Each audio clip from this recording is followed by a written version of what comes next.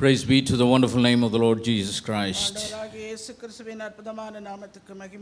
And greet each and every one of you that are joining us here in this place, as well as those that are tuning into the broadcast in the precious name of the Lord Jesus Christ. இந்த இடத்திலே கூடி வந்திருக்கிற உங்களையும் இந்த broadcast மூலமாக எங்களோடு இணைந்திருக்கிற ஒவ்வொருவரையும் ஆண்டவராகிய இயேசு கிறிஸ்துவின் விலையேறப்பெற்ற நாமத்தினாலே வாழ்த்துதல் தெரிவிக்கிறேன். With the abundant grace of the Lord Jesus Christ, we have come to the midweek part of yet another week that the Lord has so graciously have added into our lives. ஆண்டவராகிய இயேசு கிறிஸ்துவின் அளவற்ற கிருபையினாலே வாரத்தின் இந்த மதிய நாளிலே ஆண்டவருடைய சமூகத்திலே நாம் கூடி வரும்படியான பாக்கியத்தை நமக்கு தந்ததுக்காக ஆண்டவருக்கு நான் நன்றி சொல்லுகிறேன். With these few words, I would like to draw your attention to the Word of God. இந்த சில வார்த்தைகளோடு தேவனுடைய வார்த்தைக்குள்ளே உங்கள் கவனத்தை கொண்டு செல்ல நான் விரும்புகிறேன்.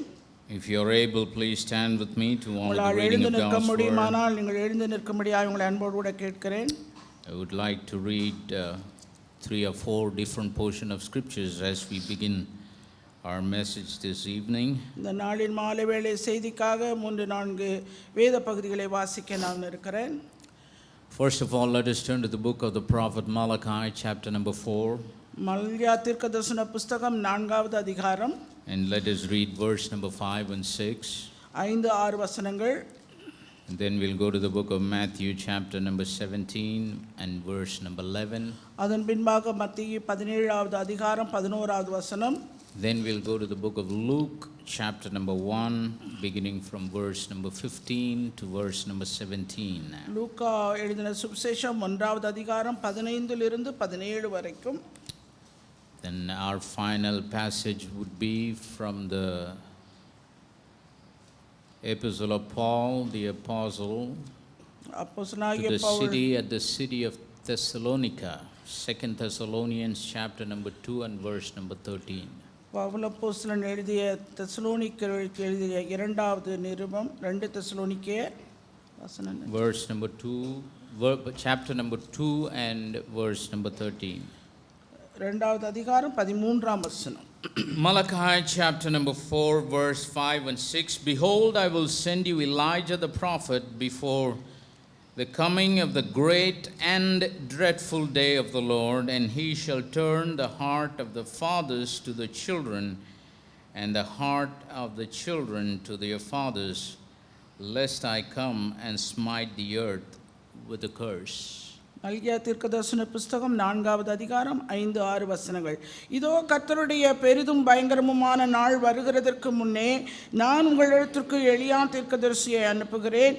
நான் வந்து பூமியை சங்காரத்தால் அழிக்காதபடிக்கு அவன் பிதாக்களுடைய இருதயத்தை பிள்ளைகளிடத்துக்கும் பிள்ளைகளுடைய இருதயத்தை அவர்கள் பிதாக்களிடத்துக்கும் திருப்புவான். Matthew chapter number 17 and verse number 11, it says, And Jesus answered and said unto them, Elias truly shall first come and restore all things. மத்தேயு 17வது அதிகாரம் 11வது வசனம். இயேசு அவர்களுக்கு பிரதியுத்தரமாக எலியா முந்தி வந்து எல்லாவற்றையும் சீர்படுத்துவது மெய்தான். Luke chapter number 1, beginning from verse number 15 to 17, it says, For he shall be great in the sight of the Lord, and shall drink neither wine nor strong drink, and he shall be filled with the Holy Ghost even from his mother's womb. And many of the children of Israel shall he turn to the Lord their God, and he shall go before him in the spirit and power of Elias to turn the hearts of the fathers to the children, and the disobedient to the wisdom of the just, to make ready a people prepared for the Lord. லூக்கா எழுதின சுவிசேஷம் 1வது அதிகாரம் 15 வரை. அவன் கர்த்தருக்கு முன்பாக பெரியவனாய் இருப்பான், திராட்சரசமும் மதுவும் குடியான், தன் தாயின் வயிற்றில் இருக்கும்போதே பரிசுத்த ஆவியினால் நிரப்பப்பட்டிருப்பான். அவன் இஸ்ரவேல் சந்ததியாரில் அநேகரை அவர்கள் தேவனாகிய கர்த்தரிடத்துக்கு திருப்புவான். பிதாக்களுடைய இருதயங்களை பிள்ளைகளிடத்துக்கும் கீழ்ப்படியாதவர்களை நீதிமான்களுடைய ஞானத்திற்கும் திருப்பி உத்தமமான ஜனத்தை கர்த்தருக்கு ஆயத்தப்படுத்தும்படியாக அவன் எலியாவின் ஆவியும் பலமும் உடையவனாய் அவருக்கு முன்னே நடப்பான். 2 Thessalonians chapter number 2 and verse number 13, it says, But we are bound to give thanks always to God for you, brethren, beloved of the Lord, because God hath from the beginning chosen you to salvation through sanctification of the Spirit and belief of the truth. 2 தெசலோனிக்கேயர் 2வது அதிகாரம் 13ஆம் வசனம். கர்த்தருக்கு பிரியமான சகோதரரே, நீங்கள் ஆவியினாலே பரிசுத்தமாக்கப்படுகிறதுனாலும் சத்தியத்தை விசுவாசிக்கிறதுனாலும் ரட்சிப்படையும்படிக்கு ஆதிமுதல் தேவன் உங்களை தெரிந்து கொண்டபடியினாலே நாங்கள் உங்களை குறித்து எப்பொழுதும் தேவனை ஸ்தோத்தரிக்க கடனாளிகளாயிருக்கிறோம். May the Lord add his blessing to the reading of his வாசிக்க word. கேட்ட இந்த வேத பகுதியை தேவன் தாமே நமக்கு ஆசீர்வதித்து கொடுப்பார். Let us bow our heads and close our eyes for a word நாம் of நம்முடைய prayer. தலைகளை வணங்கி கண்களை மூடி ஜெபிப்போம். Most gracious and loving Heavenly Father, மிகுந்த கிருபையும் அன்பும் நிறைந்த பரலோகத்தின் we thank தகப்பனே, you, Heavenly Father, for the opportunity that you have given us to come together and gather together this evening. இந்த மாலைவேளையிலே உம்முடைய சமூகத்திலே நாங்கள் கூடி வரும்படியான பாக்கியத்தை நீர் கொடுத்ததுக்காய் உமக்கு நன்றி. Thank you, Lord God, for blessing the reading of your word. உம்முடைய வேதவசனத்தை வாசிக்கும்படி நீர் கொடுத்த கிருபைக்காய் நன்றி. I pray that you will come onto the scene and speak to the hearts of your people because you are the author of your word. ஆண்டவரே, வார்த்தைக்கு ஆதாரமாய் இருக்கிற நீர்தாமே இந்த வேளையிலே வந்து ஒவ்வொருவருடைய இருதயத்தோடு கூட நீர் இடைப்பட வேண்டுமாய்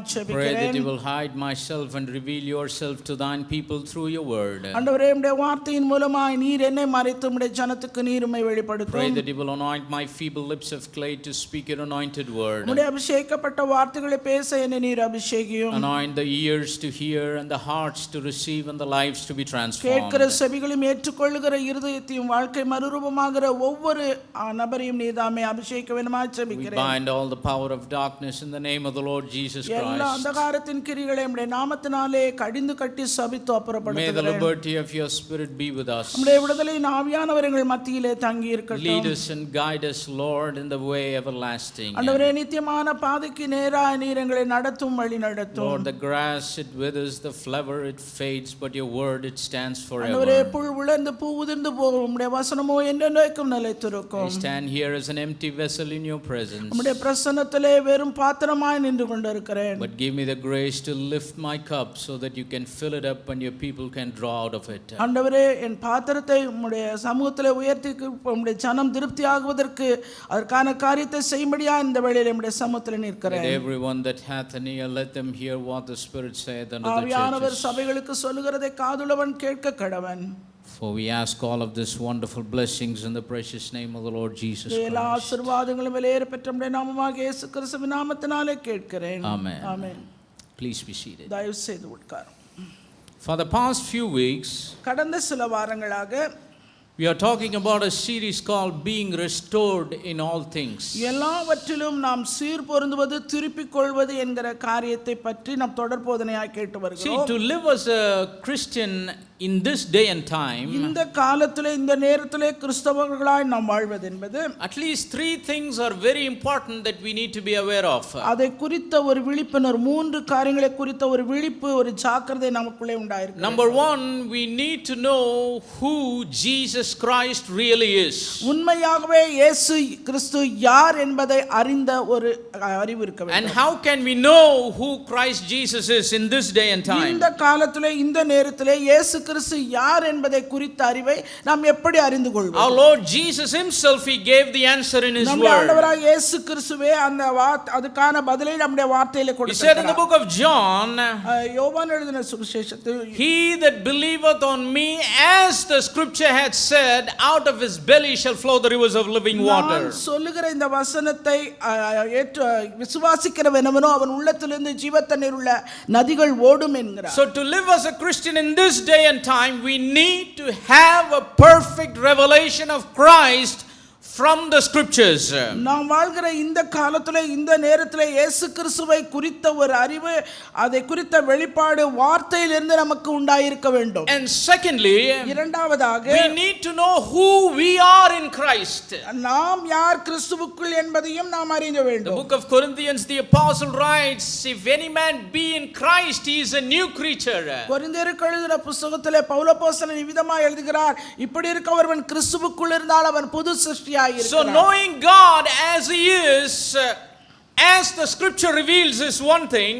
முதலாவது இயேசு கிறிஸ்து இருக்கிறவனமாக வேதவசனம் சொல்லுகிறபடியாய் நாம் அவரை அறிந்த அறிவு. And secondly, we need to know who we are in Christ, because only when we know that, we can live the life that God has ordained for us to live in this day and time. இரண்டாவதாக கிறிஸ்துவுக்குள்ளே நாம் யார், நம்முடைய நிலை என்ன என்பதை அறிந்த அறிவு நமக்கு உண்டாயிருக்கும் போது இந்த காலத்திலே இந்த நேரத்திலே அவர் நமக்கு நியமித்திருக்கிற பாதையிலே நாம் வாழக்கூடிய. And thirdly and finally, மூன்றாவதாக இறுதியாக, it is very important to know in which time we are living in God's calendar. தேவனுடைய கால அட்டவணையின்படியா எந்த காலத்திலே நாம் இருக்கிறோம் என்பது அது முக்கியமான காரியம். So three things. மூன்று காரியங்கள். First, know God. முதலாவது தேவனை அறிகிறார். Know him as he is. அவர் இருக்கிறவனமாகவே அவர் அறிந்து கொள்வது. As the scripture reveals. வேதவசனம் வெளிப்படுத்துகிறவனமா. Secondly, இரண்டாவதாக know who we are in Christ. கிறிஸ்துவுக்குள்ளே நாம் யார், என்ன நிலை. And thirdly, மூன்றாவதாக in which time we are living in God's calendar. தேவனுடைய கால அட்டவணையிலே எந்த காலத்திலே நாம் வாழ்ந்து கொண்டிருக்கிறோம் என்பதாக. We all use calendar. நாம் எல்லாரும் காலண்டரை உபயோகப்படுத்துகிறோம். We all use watches and look for time. நாம் நேரத்தை கணிப்பதற்கு வாட்சை நாம் உபயோகப்படுத்துகிறோம். Most of the time we are aware of the 24 hours in a day and the 7 days in a week. வாரத்தின் 7 நாளும் 24 மணி நேரமும் அந்த காலத்தை குறித்த ஒரு அறிவு உணர்வு நமக்கு உண்டாயிருக்கிறது. So we look at the calendar and the clock that we have to manage our life. நம்முடைய வாழ்க்கையை நாம் அதை சரியாக நடத்தி கொள்வதற்குரிய காரியங்களை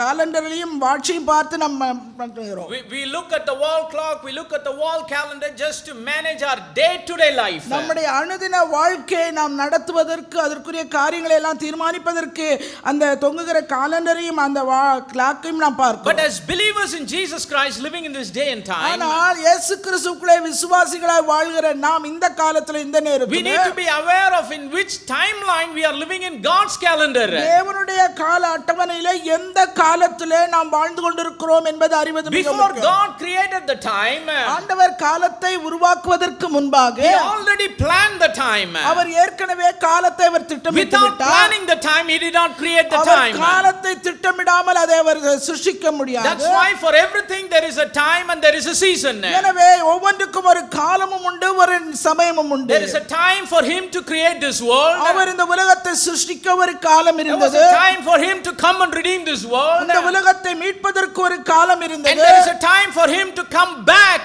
to take his own people away. மீண்டும் தம்முடைய சொந்த ஜனத்தை எடுத்துக்கொள்ள போவதற்கும் ஒரு நேரத்தை வைத்திருக்கிறார். And we as believers விசுவாசிகளாகிய நாம் must be aware of the exact time and the season in which we are living. எந்த காலத்திலே எந்த சமயத்திலே எந்த நேரத்திலே வாழ்கிறோம் என்பது மிக முக்கியம். We are not living in the time of creation. நாம் சிருஷ்டிப்பின் காலத்திலே இப்பொழுது நாம் வாழ்கல. We are not living in the time where Jesus Christ came into this world in flesh and blood. இயேசு கிறிஸ்து மாம்சத்திலே இரத்தத்தோடு வந்தபோது வந்த காலத்திலே நாம் இருக்கல. We are not living in the time where Christ Jesus died on this earth on the cross of Calvary. அந்த கல்வாரி சிலுவையிலே இயேசு கிறிஸ்து மரித்த காலத்திலும் நாம் இல்ல.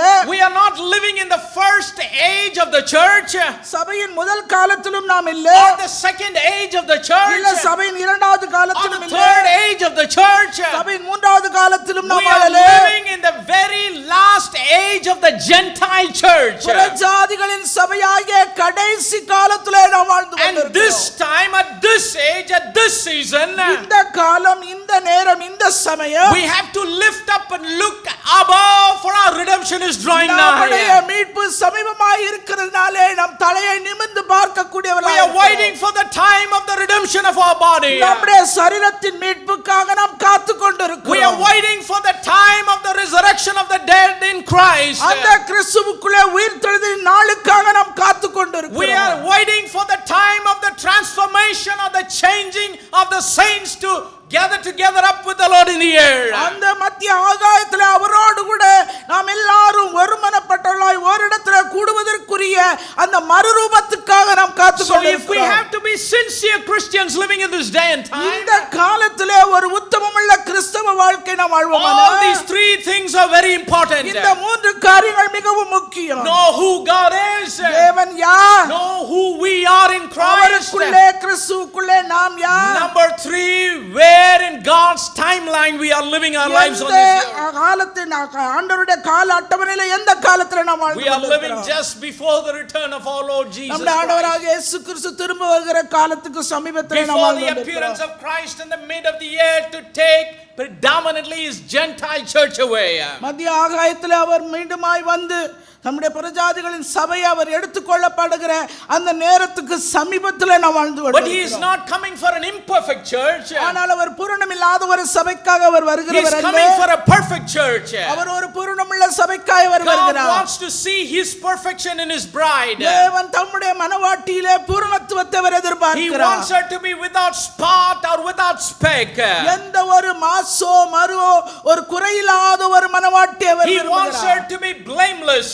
அந்த குற்றமில்லாத ஒரு மனவாட்டி அவருக்கு Like the தேவை. apostle Jude wrote in his closing comments. Yodha தன்னுடைய நிருபத்தில் அவர் எழுதினது போல Now unto him that is able to keep us from falling and to present us blameless in the presence of his glory with exceeding joy. அந்த தேவனுடைய சமூகத்திலே நாம் மாசற்றவர்களாய் குற்றமில்லாதவர்களாய் அவருக்கு முன்பாக நாம் நிற்பதற்கு பாத்திரவான்களாக That's why வேண்டும். as we are living our lives on this earth, expecting the return of the Lord Jesus இந்த Christ, காலத்திலே வாழ்ந்து கொண்டிருக்கிற நாம் அவருடைய வருகை எதிர்பார்த்து காத்துக்கொண்டு the வாழ்ந்து Spirit of the Almighty God is doing a work of restoration among His bride. சர்வவல்லமையுள்ள தேவனுடைய ஆவியானவர் நமக்குள்ளே அந்த சிறுபொருந்தலின் காரியத்தை நிறைவேற்றி And He கொண்டிருக்கிறார். uses the Word to do the work of our restoration. அந்த வார்த்தையை உபயோகப்படுத்தி அந்த சிறுபொருந்தலின் வேலையை அவர் செய்கிறவராய் இருக்கிறார். Anytime the Holy Spirit works in our life, எப்பொழுதெல்லாம் பரிசுத்த ஆவியானவர் நமக்குள்ளே கிரியை செய்கிறாரோ He works through His Word. அவர் தம்முடைய வார்த்தையின் மூலமாய் கிரியை செய்கிறவராய் Because He இருக்கிறார். is the Word and the Word is He. ஏனென்றால் அவரே வார்த்தையாய் இருக்கிறார். அவர் வார்த்தை அவராய் இருக்கிறார். He is the author of His Word. அவரே வார்த்தைக்கு ஆதாரம். That's why when He does the work of restoration in the lives of His people, நம்முடைய ஜனத்தினுடைய வாழ்க்கையில அந்த சிறுபொருந்தலின் வேலையை அவர் செய்யும்போது He takes the Word and He does it in our life. அவர் வார்த்தையை எடுத்து அதன்படியாய் அவர் செய்கிறவராய் That is இருக்கிறார். why we read in the Scriptures, அதைத்தான் நாம் வேத வசனங்களை when our Lord வாசிக்கிறோம். Jesus came into this world in flesh and blood, நம்முடைய ஆண்டவராய் இயேசு கிறிஸ்து இந்த பூமியிலே மாம்சத்தோடும் இரத்தத்தோடும் வந்தபோது 2000 years before, 2000 வருடங்களுக்கு முன்பாக these are the words that He opened up His mouth and He spake and He said, அவர் தம்முடைய வாயை திறந்து சொன்ன வார்த்தை He இதுவாகும். said, Elias shall truly first come and restore all things. எலியா முந்தி வந்து எல்லாவற்றையும் சீர்படுத்துவது மெய்தான். He's talking about the spirit of Elijah. அது எலியாவுடைய ஆவியை குறித்து அவர் பேசுகிறார். What is the spirit of Elijah? எலியாவுடைய ஆவி என்ன? From where did the spirit of Elijah come? எலியாவுடைய ஆவி எங்கே இருந்து The spirit of வந்தது? Elijah did not come from the grave. அந்த எலியாவுடைய ஆவி கல்லறையிலிருந்து வரல. The spirit of Elijah did not come from hell. இல்ல பாதாளத்திலிருந்து அவருடைய ஆவி வரல. The spirit of Elijah is not the spirit of the world. இல்ல உலகத்தின் ஆவியாகவும் அல்ல எலியாவுடைய ஆவி. What was the spirit that worked in the personality called Elijah in the Old Testament? எலியா என்கிற ஆள் தத்துவத்தின் அந்த பழைய ஏற்பாட்டில் சொல்லப்பட்ட ஆள் தத்துவத்தினுடைய ஆவி என்ன ஆவி The அது? spirit of Elijah is the spirit of God.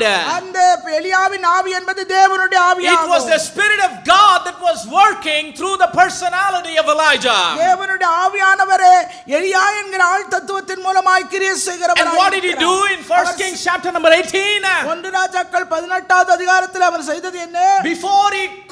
Before he could call the fire from heaven, அவர் வானத்திலிருந்து அக்கினி வர பண்ணுவதற்கு முன்பாக before the Lord could consume the sacrifice, அந்த பலியை தேவன் அதை பட்சிப்பதற்கு முன்பாக before everything on the altar on that day was licked up into heaven, அந்த பலிபீடத்தில் உள்ள எல்லாவற்றையும் அந்த வானத்திலிருந்து அக்கினியானது நக்கி போடுவதற்கு முன்பாக what did Elijah do? எலியா செய்தது என்ன? He repaired the altar that was broken down. அந்த தகர்க்கப்பட்ட பலிபீடத்தை அவர் How செப்பனிட்டார். did he repair the altar that was broken எப்படி down? அந்த தகர்க்கப்பட்ட பலிபீடத்தை அவர் With the செப்பனிட்டார்? anointing of God, he repaired the altar that was தேவனுடைய broken ஆவியின் down. அபிஷேகத்தினாலே அதை அவரால் செய்ய And முடிந்தது. how did the Spirit of God work in him on the தேவனுடைய day? ஆவியானவர் அந்த நாளில் அவர் மூலமா எப்படி கிரியை செய்தார்? He prayed the prayer and he said, அவர் ஜெபித்த ஜெபத்தில் அவர் he சொன்னதாவது said, Lord God of Israel, இஸ்ரவேலின் தேவனாகிய கர்த்தாவே, let it be proven this day இந்த நாளிலே நீர் அதை that thou உறுதிப்படுத்தும். art God in Israel, இஸ்ரவேலிலே நீர் தேவன் என்று, and that I am your servant, நான் உம்முடைய ஊழியக்காரன் என்று, and that I have done all these things at thy word. எல்லாவற்றையும் நான் உம்முடைய வார்த்தையின்படி செய்தேன் என்று. Not some of the things, சில காரியங்கள் அல்ல, but all these things at your word. எல்லாவற்றையும். Praise the name of the living God. நாமத்துக்கே மகிமை. And the Lord says, ஆண்டவர் சொன்னார், before he would come back அவர் திரும்ப வருவதற்கு to முன்பாக take his bride away, நம்முடைய மனவாட்டி அவர் எடுத்துக்கொள்வார். Just as the sacrifice was sucked up on that day, அந்த நாளிலே வைக்கப்பட்டது போல அந்த பலியானது just like in the first Kings, the Lord's presence came and licked up the sacrifice. எப்படி அந்த 1 ராஜாக்கள் 18வது அதிகாரத்திலே பலிபீடத்திலே வைக்கப்பட்ட பலியை அக்கினியானது நக்கி போட்டது அதுபோல We are living in a day and time. நாம் வாழ்ந்து கொண்டிருக்கிற இந்த காலம் Jesus நேரம் Christ is going to come in the clouds of glory இயேசு கிறிஸ்து மகிமையின் மேகத்திலே திரும்பி வர போகிற நேரம் to suck us up. நம்மை அப்படியாக எடுத்துக்கொள்ள Why? Because we are the living sacrifice. ஏனென்றால் நாம் தான் ஜீவனுள்ள தேவனுடைய Praise the name of the living God. Any sacrifice எந்த ஒரு பலியும் has to be accepted by heaven. அது பரலோகத்தினாலே ஏற்றுக்கொள்ளப்பட If வேண்டும் we are the living sacrifice living in this day and time, காலத்திலே ஜீவனுள்ள பலியாய் நாம் வாழ்ந்து கொண்டிருப்போமானா soon he is going to appear in the mid of the year மத்தியாகத்திலே சீக்கிரமாய் வந்து to lick us up, to suck us up as the living sacrifice. ஜீவ பலியாக அவர் அப்படியே ஏற்றுக்கொள்ள The dead in போகிறார் Christ shall rise again, the Bible says. மரித்தவர்கள் முதலாவது எழுந்திருப்பார்கள் என்று வேதம் We சொல்கிறது. which are alive shall be changed to meet the Lord in the உயிரோடு air. இருக்கிற நாமோ அவரை மத்தியாகத்திலே சந்திப்போம். This gathering up of the saints இந்த பரிசுத்தவான்களின் கூடுகையானது it's going to happen in the twinkling of an eye, the Bible எல்லாம் says. ஒரு இமை பொழுதிலே நடக்க போகிறது. But before that, ஆனால் அதற்கு our முன்பாக lives in Christ, கிறிஸ்துவுக்குள்ளே நம்முடைய வாழ்க்கை the life that we are living in Jesus Christ, இயேசு கிறிஸ்துவுக்குள்ளே நாம் வாழ்கிற it இந்த has வாழ்க்கை to be restored in all அது things. எல்லாவற்றிலும் சீர்பொருந்தப்பட It has வேண்டும். to be fully repaired. அது முழுவதுமாய் பணி செப்பனிடப்பட There should வேண்டும். not be any spot in our lives. நம்முடைய வாழ்க்கையில எந்த ஒரு பழுதும் இருக்க There கூடாது. should not be any wrinkles in His நம்முடைய bride. வாழ்க்கையில எந்த ஒரு குறைவும் இருக்க There கூடாது. should not be any speck in our lives. அவருடைய மனவாட்டியாய் இருக்கிறவரிடத்தில் எந்த ஒரு மாசும் இருக்க Our faith கூடாது. must be a perfect faith. நம்முடைய விசுவாசம் ஒரு பூரணமுள்ள விசுவாசமாக Our இருக்க walk வேண்டும். must be a perfect walk. நாம் அவரோடு கூட நடக்கிற நடை ஒரு பூரணமுள்ள நடையா இருக்க Our வேண்டும். talk must be a perfect talk. நம்முடைய பேச்சு ஒரு பூரணமுள்ள ஒன்றாய் இருக்க Our வேண்டும். thinking must be a perfect thinking. நாம் சிந்திக்கிறவைகள் பூரணமுள்ளவைகளாய் இருக்க Our வேண்டும். life, our living must be a perfect living. நம்முடைய வாழ்க்கை நாம் வாழ்கிற காரியம் எல்லாம் ஒரு பூரணமுள்ள ஒன்றாய் இருக்க It வேண்டும். cannot become perfect without being restored first. அது பூரணம் இல்லாமல் ஒரு காலும் அது மீண்டுமாய் சீர்பொருந்தப்பட How can it be முடியாது. restored? அது எப்படி சீர்பொருந்தப்பட By the Spirit and through the Word of God. தேவனுடைய ஆவியினாலே வார்த்தையின் மூலமாக Praise the name of the living God. நாமத்துக்கே மகிமை. Just as the Lord established His church on the day of Pentecost. Pentecost நாளிலே தேவன் தம்முடைய சபையை எப்படி அவர் ஸ்தாபித்தாரோ அதுபோல Just like Apostle Paul said in the first century church. முதலாம் நூற்றாண்டு சபையை பற்றி பவுலப்போஸ்தலன் சொன்னது போல Writing to Corinthians, he said, I have espoused you as a chaste virgin unto one husband. அவர் கொரிந்தியருக்கு எழுதின நிருபத்தில் எழுதுகிறார் உங்களை கற்புள்ள கன்னியாகிய கிறிஸ்து என்னும் ஒரே புருஷனுக்கு ஒப்புக்கொடுக்க It's a time where the Lord is calling His church and saying, come out of Babylon. எனவே தேவன் தம்முடைய சபை மக்களை பார்த்து சொல்கிறார் பாபிலோனிலிருந்து வெளியே வா. That's why He said what He said in the book of Revelation. வெளிப்படுத்தின விசேஷத்தில் அவர் சொன்னது அதுதான். Babylon is fallen. பாபிலோன் விழுந்தது விழுந்தது. Come ye out, my people, and be separate. ஜனங்களே நீங்கள் அவர்கள் நடுவிலிருந்து புறப்பட்டு பிரிந்து வா. A chaste virgin doesn't have any place among the ஒரு prostitutes. கற்புள்ள கன்னிகைக்கு விபச்சாரியின் இடத்துல வேசித்தனத்தின் இடத்துல That's the reason God wants to put a difference between His people. அப்படியாக and the world. தம்முடைய ஜனங்களுக்கும் உலகத்துக்கும் உள்ள வித்தியாசத்தை தேவன் அங்கே There is no connection between believers and unbelievers. விசுவாசிக்கும் அவிசுவாசிக்கும் Righteousness and unrighteousness. நீதிக்கும் அநீதிக்கும் சம்பந்தம் இல்லை. Christ and Belial. கிறிஸ்துவுக்கும் பேலியாளுக்கு இசைவில்லை. Them that believe and an infidel. Them that believe and an infidel. An unbeliever. விசுவாசிக்கும் அவிசுவாசிக்கும் No சம்பந்தம் இல்லை. connection between light and darkness. அதுபோல இருளுக்கும் ஒளிக்கும் சம்பந்தம் இல்லை. Said, come out from among them. எனவே அவர்கள் நடுவிலிருந்து புறப்பட்டு Let your life be restored. உன்னுடைய வாழ்க்கையானது அது வந்து Let your life move on to perfection. உன்னுடைய வாழ்க்கையானது பூரணத்துவத்துக்கு நேராக Into the கடந்து measure போகட்டும். of the stature of the fullness of அந்த Christ. கிறிஸ்துவினுடைய நிறைவான வளர்ச்சியின் பூரணத்துவத்துக்கு நேராக Elias shall truly first come. எலியா முந்தி வந்து சீர்படுத்துவது It's மெய்தான். not so much about the personality, இது வந்து ஆள் தத்துவத்தை பற்றி but it அதிகமல்ல. is the Spirit of God that is working among the people. தேவனுடைய ஆவியானவர் தம்முடைய ஜனங்கள் மத்தியிலே கிரியை செய்கிறார். That's why before there was a closure to the Old Testament book in the scriptures, அந்த பழைய ஏற்பாடு முடிவு போகிற அந்த புத்தகத்திலே before the 400 silent years, அந்த 400 வருடங்களின் மௌன ஆண்டுகளுக்கு முன்பாக before the prophet closed up his writings, தீர்க்கதரிசியானவர் தன்னுடைய எழுத்தை அவர் எழுதி நிறைவேற்றி the முடிப்பதற்கு prophet முன்பாக Malachi spoke and said what he said as we read in the scriptures. அங்கே வேத வசனத்திலே நாம் வாசிக்க கேட்டபடி மல்கியா தீர்க்கதரிசி விதமாய் எழுதி What did he இருக்கிறார். say? அவர் என்ன சொல்கிறார்? Behold, I send you Elijah the prophet before the great and dreadful day of the Lord. இதோ கர்த்தருடைய பெரிதும் பயங்கரமான நாள் வருகிறதற்கு முன்னே நான் உங்களிடத்திற்கு எலியா தீர்க்கதரிசியை அனுப்புகிறேன். Before Christ could come into this world, கிறிஸ்து இயேசு அந்த உலகத்தில் வருவதற்கு 400 முன்பாக years before, 400 வருடங்களுக்கு முன்பாக because between what prophet Malachi wrote and the beginning of the New Testament there was a gap of 400 years. மல்கியா தீர்க்கதரிசி எழுதின இந்த வார்த்தைக்கும் புதிய ஏற்பாட்டின் முதல் அதிகாரம் ஆரம்பிப்பதற்கு முன்பாக இடைப்பட்ட காலம் 400 ஆண்டுகள் மௌன ஆண்டுகள். Just like the children of Israel before they could be delivered, they were 400 years in bondage in Egypt. இஸ்ரவேல் புத்திரர் விடுவிப்பதற்கு முன்பாக எகிப்திலே 400 வருஷம் அடிமைகளாக இருந்தார்களோ Same way before redemption could come through Jesus Christ our Lord, there was a silent years of 400 நம்முடைய years. ஆண்டவராகிய இயேசு கிறிஸ்து மூலமாக இந்த சீர்பொருந்துதல் உண்டாவதற்கு முன்பாக 400 வருடம் அமைதலான ஒரு காலமாய் இருந்தது. But before those 400 years, அந்த 400 வருடங்களுக்கு முன்பாக the prophet gave a closing remark. அங்கே தீர்க்கதரிசியானவர் ஒரு முடிவுக்காக ஒரு காரியத்தை சொல்கிறார். Said, behold, I send you Elijah the prophet இதோ நான் எலியா தீர்க்கதரிசியை நான் உங்களிடத்துக்கு அனுப்புகிறேன். before the great and dreadful day of the Lord. கர்த்தருடைய பெரிதும் பயங்கரமான நாள் வருகிறதற்கு முன்னே ரெண்டு விதமான நாளை குறித்து பேசுது. பெரிதான நாள், அடுத்து பயங்கரமான நாள். first it is a great day, secondly it is a dreadful day. முதல்ல பெரிதான நாள், இரண்டாவது பயங்கரமான நாள். And then in verse number 6 the scripture says, ஆறாவது வசனத்தில் தொடர்ந்து and பார்க்கிறோம். he shall turn the heart of the fathers to the children, அவர் பிதாக்களுடைய இருதயத்தை பிள்ளைகளிடத்துக்கும் and the heart of the children to the fathers, lest I come and smite the earth with a curse. பிள்ளைகளுடைய இருதயத்தை அவர்கள் பிதாக்களிடத்துக்கும் திருப்புவான், நான் பூமியை சங்காரத்தால் அடிக்காதபடி. Now he's talking about two different works. இரண்டு வித்தியாசப்பட்ட கிரியைகளை Verse சொல்கிறார். number 5 it talks about two different days. ஐந்தாவது வசனத்தில் இரண்டு வித்தியாசமான நாள்.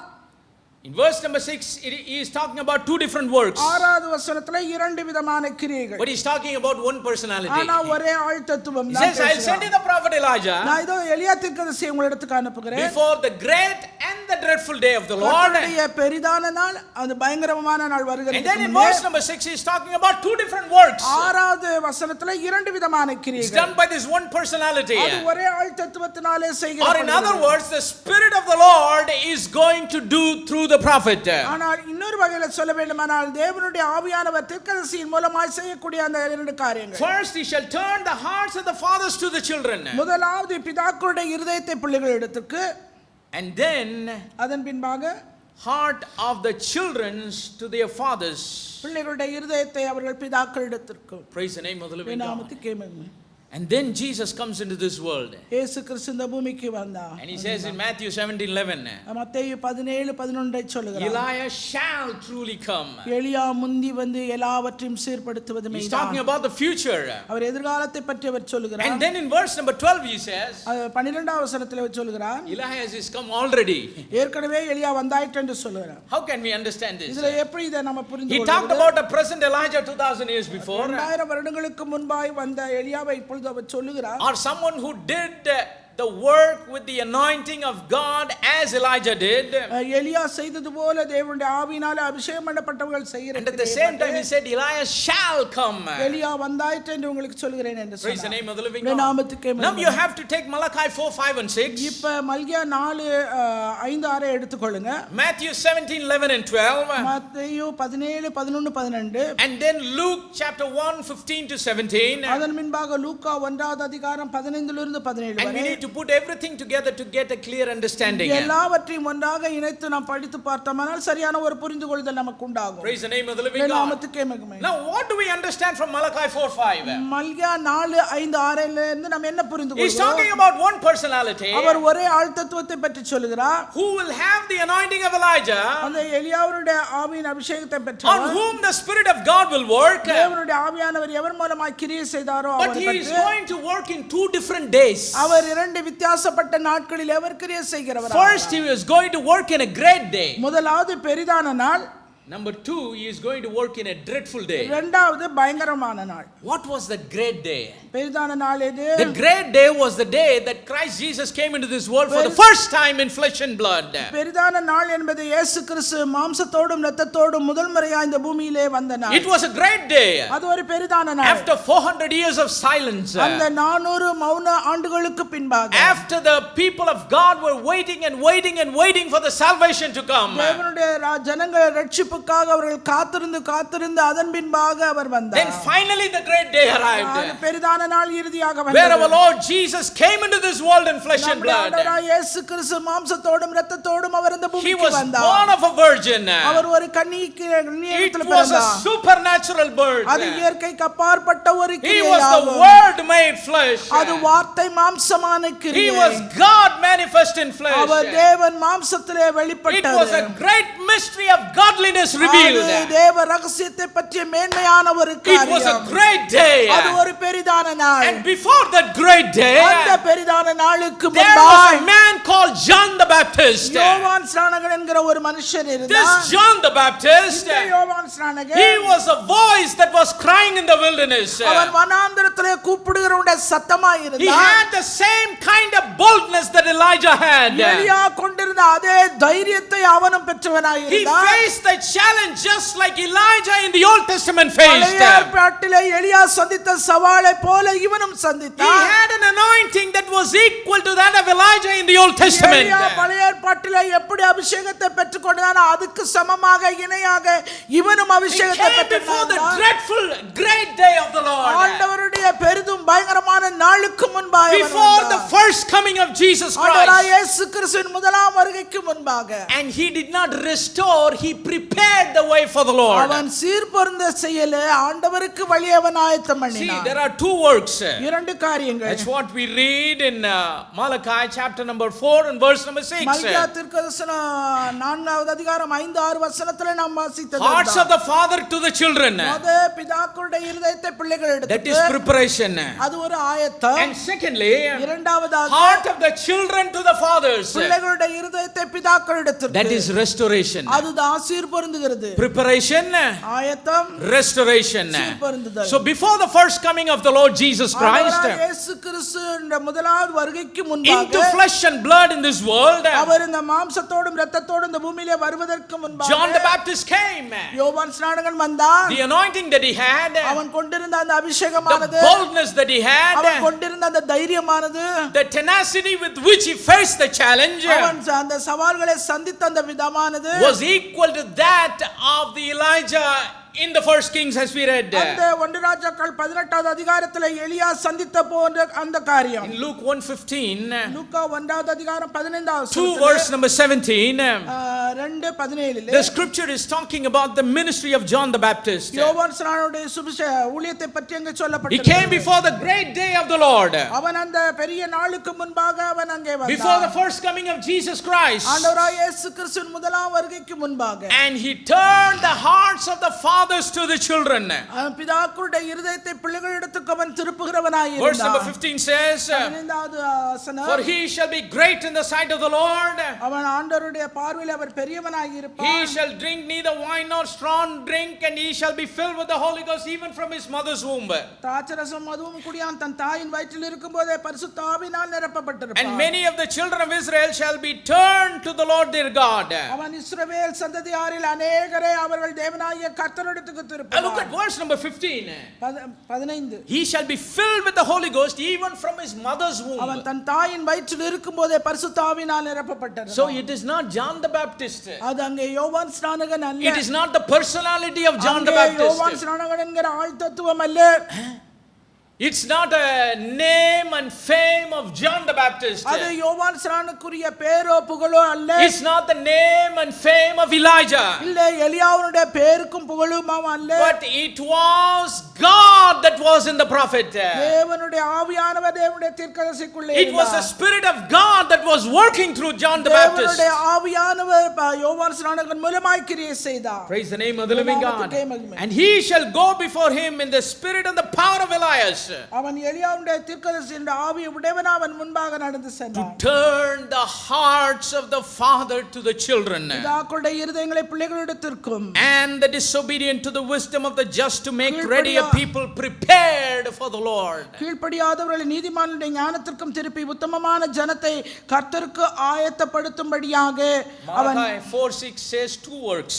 அங்கே மல்கியா தீர்க்கதரிசன வாக்கியம் 2 So of that two works, அந்த 2 கிரியைகள், the first work was finished by John the Baptist. முதல் கிரியையானது யோவான் ஸ்நானகனாலே நிறைவேற்றப்பட்ட The scripture says he came to turn the hearts of the fathers to the அவன் children. பிதாக்களுடைய இருதயத்தை பிள்ளைகளிடத்துக்கு திருப்புகிறதுக்கு எலியாவின் What fathers to what children? எந்த பிதாக்கள் எந்த பிள்ளைகள்? Turning the Old Testament fathers' hearts to the New Testament children. பழைய ஏற்பாட்டு பிதாக்களுடைய இருதயத்தை புதிய ஏற்பாட்டு பிள்ளைகளுடைய இருதயத்துக்கு நேராக அவன் திருப்புகிறவனாய் வந்தான். Praise the name of the living God.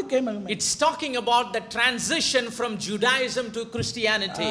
யூதாயிசம் என்கிற அந்த காரியத்திலிருந்து கிறிஸ்தவம் என்கிற ஒரு நிலைக்கு ஒரு மாற்றுதலுக்கு வந்தது. யூத மார்க்கத்திலிருந்து பழைய ஏற்பாட்டில் நிழலாகிய யூத மார்க்கத்து பிதாக்களுடைய இருதயத்தை புதிய ஏற்பாட்டில் இயேசு கிறிஸ்துவை விசுவாசிக்கும் கிறிஸ்தவ பிள்ளைகளுக்கு நேராக திருப்புகிறார். That was a great time of transition. அது ஒரு பெரிய மாறுதலின் நேரமாகும். Turning the hearts of the Judaic fathers in the shadows of the Old Testament. பழைய ஏற்பாட்டு நிழலாட்டத்தில் இருக்கிற யூத வம்சத்தைச் சேர்ந்த அந்த பிதாக்களுடைய இருதயங்கள் எல்லாவற்றையும் to the children of the New Testament that are born again through the blood of Jesus Christ. ஆண்டவராகிய இயேசு கிறிஸ்துவின் இரத்தத்தினாலே மறுபடியும் பிறந்த புதிய ஏற்பாட்டு பிள்ளைகளுடைய இருதயத்துக்கு நேராய் திருப்பினார். That's why before Jesus could come, இயேசு கிறிஸ்து வருவதற்கு முன்பாக, before he could come onto the scene, அவர் வந்து வெளிப்படையாய் வருவதற்கு முன்பாக, before he could go to the cross of Calvary, அந்த கல்வாரி சிலுவைக்குள்ளே அவர் போவதற்கு முன்பாக, before he could die, அவர் மரிப்பதற்கு முன்பாக, before he could execute the plan of salvation on this earth as a savior and a redeemer, அவர் இரட்சகராகவும் மீட்பராகவும் அந்த இரட்சிப்பின் திட்டத்தை இந்த பூமியிலே நிறைவேற்றுவதற்கு முன்பாக, John the Baptist came யோவான் ஸ்நானகன் வந்தான். as the spoken prophet, அந்த தீர்க்கதரிசியானவர் சொன்னது போல, who was foretold in the book of Malachi, மல்கியா தீர்க்கதரிசனே முன்னாடியே சொன்னது போல, and he prepared the hearts of the Old Testament father to turn to the children of the New பழைய Testament. ஏற்பாட்டு பிதாக்களுடைய இருதயத்தை புதிய ஏற்பாட்டு பிள்ளைகளுடைய இருதயத்துக்கு நேராய் திருப்பினான். He prepared it. அதுக்கு அவன் ஆயத்தம் பண்ணினான். Praise the name of the living God. That's why the scripture says அதே வேதவசனம் சொல்கிறது, he'll turn the hearts of the father to the children, full stop. That's all. பிதாக்களுடைய இருதயங்களை பிள்ளைகளுக்கு திருப்பினான். He didn't have the work of turning the hearts of the children to the fathers. அந்த பிள்ளைகளுடைய இருதயத்தை பிதாக்களுக்கு நேராக திருப்பல. Because that is another one that is going to come. ஏனென்றால் அந்த வேலையை செய்வதற்கு இன்னொரு ஒருவர் That second work in Malachi 4:6 is going to happen before the second coming of Jesus Christ. அந்த மல்கியா 4வது அதிகாரம் 5-6 வசனங்களில் சொல்லப்பட்ட அந்த இரண்டாவது கிரியையானது இயேசு கிறிஸ்துவினாலே செய்யப்பட It is going to happen before the dreadful day that is going to come. கர்த்தருடைய பயங்கரமான நாள் வருகிறதுக்கு முன்பாக இந்த காரியம் நிறைவேற்றப்பட The வேண்டும். great day work, it is finished. பெரிதான நாளுடைய காரியம் நிறைவேற்றி முடிந்தது. The dreadful day work, it is going on now. பயங்கரமான நாளுடைய காரியம் இப்பொழுது நடந்து கொண்டிருக்கிறது. Praise the name of the living God. நாமத்துக்கே மகிமை. I am taking this in detail and speaking to you this இதை நான் விழாவாக எடுத்து உங்களிடத்தில் சொல்லுகிற காரியம் என்னவென்றால், because I had some people ask me questions. என்னிடத்தில் சில கேள்விகள் கேட்டவர்கள் உண்டு. In the last week especially. கடந்த வாரத்தில் They said Elias shall truly first come, brother. எலியா வந்து எல்லாவற்றையும் முந்தி வந்து சீர்படுத்துவமேதான். But in verse number 12 he says he has already come. ஆனா 12வது வசனத்துல அவர் சொல்லிட்டார், ஏற்கனவே வந்தாயிட்டுன்னு சொல்லிட்டாரு. Yes, he came. ஆமா, அவர் வந்தார்தான். But the one who came was before the great day. ஆனா அவர் வந்தவரே அந்த கர்த்தருடைய பெரிதான நாளுக்கு முன்பாய் வந்தார். And he did only one work. அதுவும் ஒரே ஒரு காரியத்தை மட்டும் அவர் Turning the செய்தார். hearts of the father to the children. பிதாக்களுடைய இருதயத்தை பிள்ளைகளிடத்துக்கு. But there is another one ஆனா இன்னொருவர் வருகிறார். on whom the spirit of God will work. அந்த தேவனுடைய ஆவியானவர் செய்யப்போகிற Who கிரியானது will turn the hearts of the children to the fathers. பிள்ளைகளுடைய இருதயத்தை பிதாக்களிடத்துக்கு திருப்ப And போகிறார். that is not a preparing work. அது ஒரு ஆயத்தம் செய்யப்படுகிற கிரியை But அல்ல. that is a work of restoration. அது சீர்பொருந்துதலின் கிரியையாகும். That's why Matthew 17:11 அதனால தான் மத்தேயு 17:11 Jesus talked about the future work of restoration. அந்த எதிர்காலத்தின் சீர்பொருந்துதலை பற்றி இயேசு கிறிஸ்து அவர் John சொல்கிறார். the Baptist, he prepared before the great day. யோவான் ஸ்நானகர் அந்த கர்த்தருடைய பெரிதான நாளுக்கு முன்பாக எல்லாவற்றையும் ஆயத்தம் He பண்ணினார். prepared the way of the Lord before the great day of the Lord. ஆண்டவருடைய பெரிதான நாளுக்கு முன்பாக ஆண்டவருக்கென்று அவன் வழியை ஆயத்தம் But பண்ணினார். now in this present ஆனால் time, இந்த நிகழ்காலத்திலோ in this last church age, இந்த கடைசி கால சபையின் as காலத்திலோ we are expecting the return of the Lord in the clouds of glory, ஆண்டவராய் இயேசு கிறிஸ்து மீண்டும் அந்த மகிமையின் மேகத்திலே வரப்போகிறதை எதிர்பார்த்து கொண்டிருக்கிற இந்த நாளிலே before the dreadful day that is going to come into this world, இந்த பயங்கரமான நாள் இந்த உலகத்திலே வருவதற்கு before முன்பாக Jesus Christ could come in the clouds of glory for the second time, இரண்டாவது முறையாக மகிமையின் மேகத்திலே கிறிஸ்து வெளிப்படுவதற்கு a முன்பாக work of restoration will be done. நீ சீர்பொருந்தலின் கிரியானது நிறைவேற்றி And முடிக்கப்பட in that வேண்டும். work of restoration, அந்த சீர்பொருந்தலின் கிரியையானது as Malachi 4:6 says, மல்கியா 4:6 சொல்லுகிற the விதமாய் hearts of the children will be turned to the hearts of the fathers. பிள்ளைகளுடைய இருதயம் பிதாக்களுக்கு இடத்திலே திரும்பப்பட Now வேண்டும். here what children and what fathers? இங்கே எந்த பிள்ளைகள் எந்த The பிதாக்கள்? children of the present church age, இந்த நிகழ்காலத்து சபையின் it will be பிள்ளைகளானவர்கள் restored back to the yearly apostolic fathers. அப்போஸ்தலர் பிதாக்கள் என்று சொல்லப்பட்ட ஆரம்ப கால சபையின் நிலைக்கு திருப்பப்பட வேண்டும். Praise the name of the living God. As the church was in the first church age, எப்படி சபையானது முதல் நூற்றாண்டிலே காணப்பட்டதோ அந்த நிலைக்கு the ஒப்பாய். church of today must be restored back to the church that was established on the day of இந்த Pentecost. கடைசி காலத்திலே நிகழ்காலத்திலே காணப்படுகிற இந்த சபையானது அப்போஸ்தலர் ஆரம்பித்த அந்த ஆரம்ப கால சபையின் நிலைக்கு அது சீர்பொருந்தப்பட In this வேண்டும். present day and time, இந்த நிகழ்காலத்திலே இந்த நேரத்திலே God is calling out His chosen people. தேவன் தம்மாலே தெரிந்து கொள்ளப்பட்டவர்களை வெளியே He is அழைக்கிறார். giving a clarion call to elect to come out of this world, தம்மாலே தெரிந்து கொள்ளப்பட்டவர்களுக்கு அவர் வெளியே வரும்படியான ஒரு அழைப்பை அவர் to கொடுக்கிறார். forsake their life from all the traditions, அவருடைய பாரம்பரிய காரியங்கள் எல்லாவற்றையும் அவர்கள் விட்டு விலகி வர to வேண்டும். completely separate themselves, தங்களை முற்றிலும் முழுவதுமாய் வேறு பிரித்து to வெளியே வர completely வேண்டும். devote their life to what thus saith the Lord. கர்த்தர் சொல்லுகிறதாவது என்னங்கிற அந்த நிலைக்கு அவர்கள் தங்கள் வாழ்க்கையை முழுவதுமாய் அர்ப்பணித்து வெளிவர Like it வேண்டும். happened in the days of Elijah. எலியாவின் நாட்களிலே எப்படி The இருந்ததோ work of restoration. அந்த சீர்பொருந்தலின் God காரியம் wants to call His elect, தேவன் தம்மாலே தெரிந்து கொள்ளப்பட்டவர்களை who are அழைக்கிறார். His children, அவர் தம்முடைய பிள்ளைகளாய் who are இருக்கிறார்கள். born again by the incorruptible seed of God's word. தேவனுடைய அழிவில்லாத வித்தாகி அவருடைய வார்த்தையினாலே ஜெனிப்பிக்கப்பட்ட அவருடைய பிள்ளைகளே Restore back their life to the early apostolic fathers. அப்போஸ்தலருடைய சபையின் காலத்துக்கு நிலைக்கு ஏற்ப தங்கள் வாழ்க்கை அவர்கள் சீர்பொருந்த வேண்டும் என்று He wants our faith to be like the kind of faith that was on the day of இந்த Pentecost. நாளிலே நாம் கொண்டிருக்கிற இந்த விசுவாசம் ஆதி அப்போஸ்தலர்கள் கொண்டிருந்த அந்த விசுவாச நிலைக்கு ஒப்பாய் மாற வேண்டும். He wants our life to match the kind of life that was present on the day of இந்த Pentecost. நாளிலே நாம் வாழ்கிற இந்த வாழ்க்கை ஆதி அப்போஸ்தலர்கள் அந்த சபையை தோற்றுவித்த போது உண்டான அந்த விசுவாசிகளுக்குள்ள இருந்த அந்த வாழ்க்கை நிலைக்கு சீர்பொருந்த That's வேண்டும். why He uses His word to restore our அந்த life. சீர்பொருந்தலின் காரியத்துக்கு தேவன் தம்முடைய வார்த்தையை அவர் உபயோகப்படுத்துகிறார். Praise the name of the living God. That's why we need to give importance to the time in which we are living. அதற்காகத்தான் நாம் வாழ்கிற இந்த காலம் இந்த சமயம் இந்த நேரம் எதென்று நாம் அதற்கு முக்கியத்துவம் In the கொடுக்க book of வேண்டும். Revelation, வெளிப்படுத்தின in விசேஷத்துல chapters 2 and 3, 2-3 the அதிகாரங்கள் Lord Jesus gave His message to the 7 messengers of the 7 அந்த churches. 7 சபைகளுக்குள்ள 7 தூதர்களை கொண்டு தேவன் அவர்களுக்கு செய்தியை To கொடுத்தார். each and every messenger, God gave His word. தேவன் ஒவ்வொரு சபைக்கும் தம்முடைய தூதர்களை கொண்டு ஒவ்வொரு செய்தியை Now கொடுத்தார். when you talk about these 7 churches, அந்த 7 சபைகளை பற்றி பேசும்போது 2 things are very important there. 2 காரியங்கள் மிகவும் முக்கியம். There were 7 different congregations in 7 different cities during the days of John at that time. யோவான் வாழ்ந்த அந்த காலத்திலே 7 விதமான சபை கூட்டங்கள் கூடுகைகள் 7 இடங்களிலே இருந்தது. And each of this message was given to the 7 different churches that were in 7 different places. அந்த வித்தியாசப்பட்ட 7 இடங்களிலே கூடின அந்த வித்தியாசப்பட்ட 7 சபைகளுக்குமாய் யோவானின் மூலமாய் அந்த வார்த்தை அவருக்கு But உண்டாயிற்று. that's not everything. ஆனா அதுவே எல்லாம் அல்ல.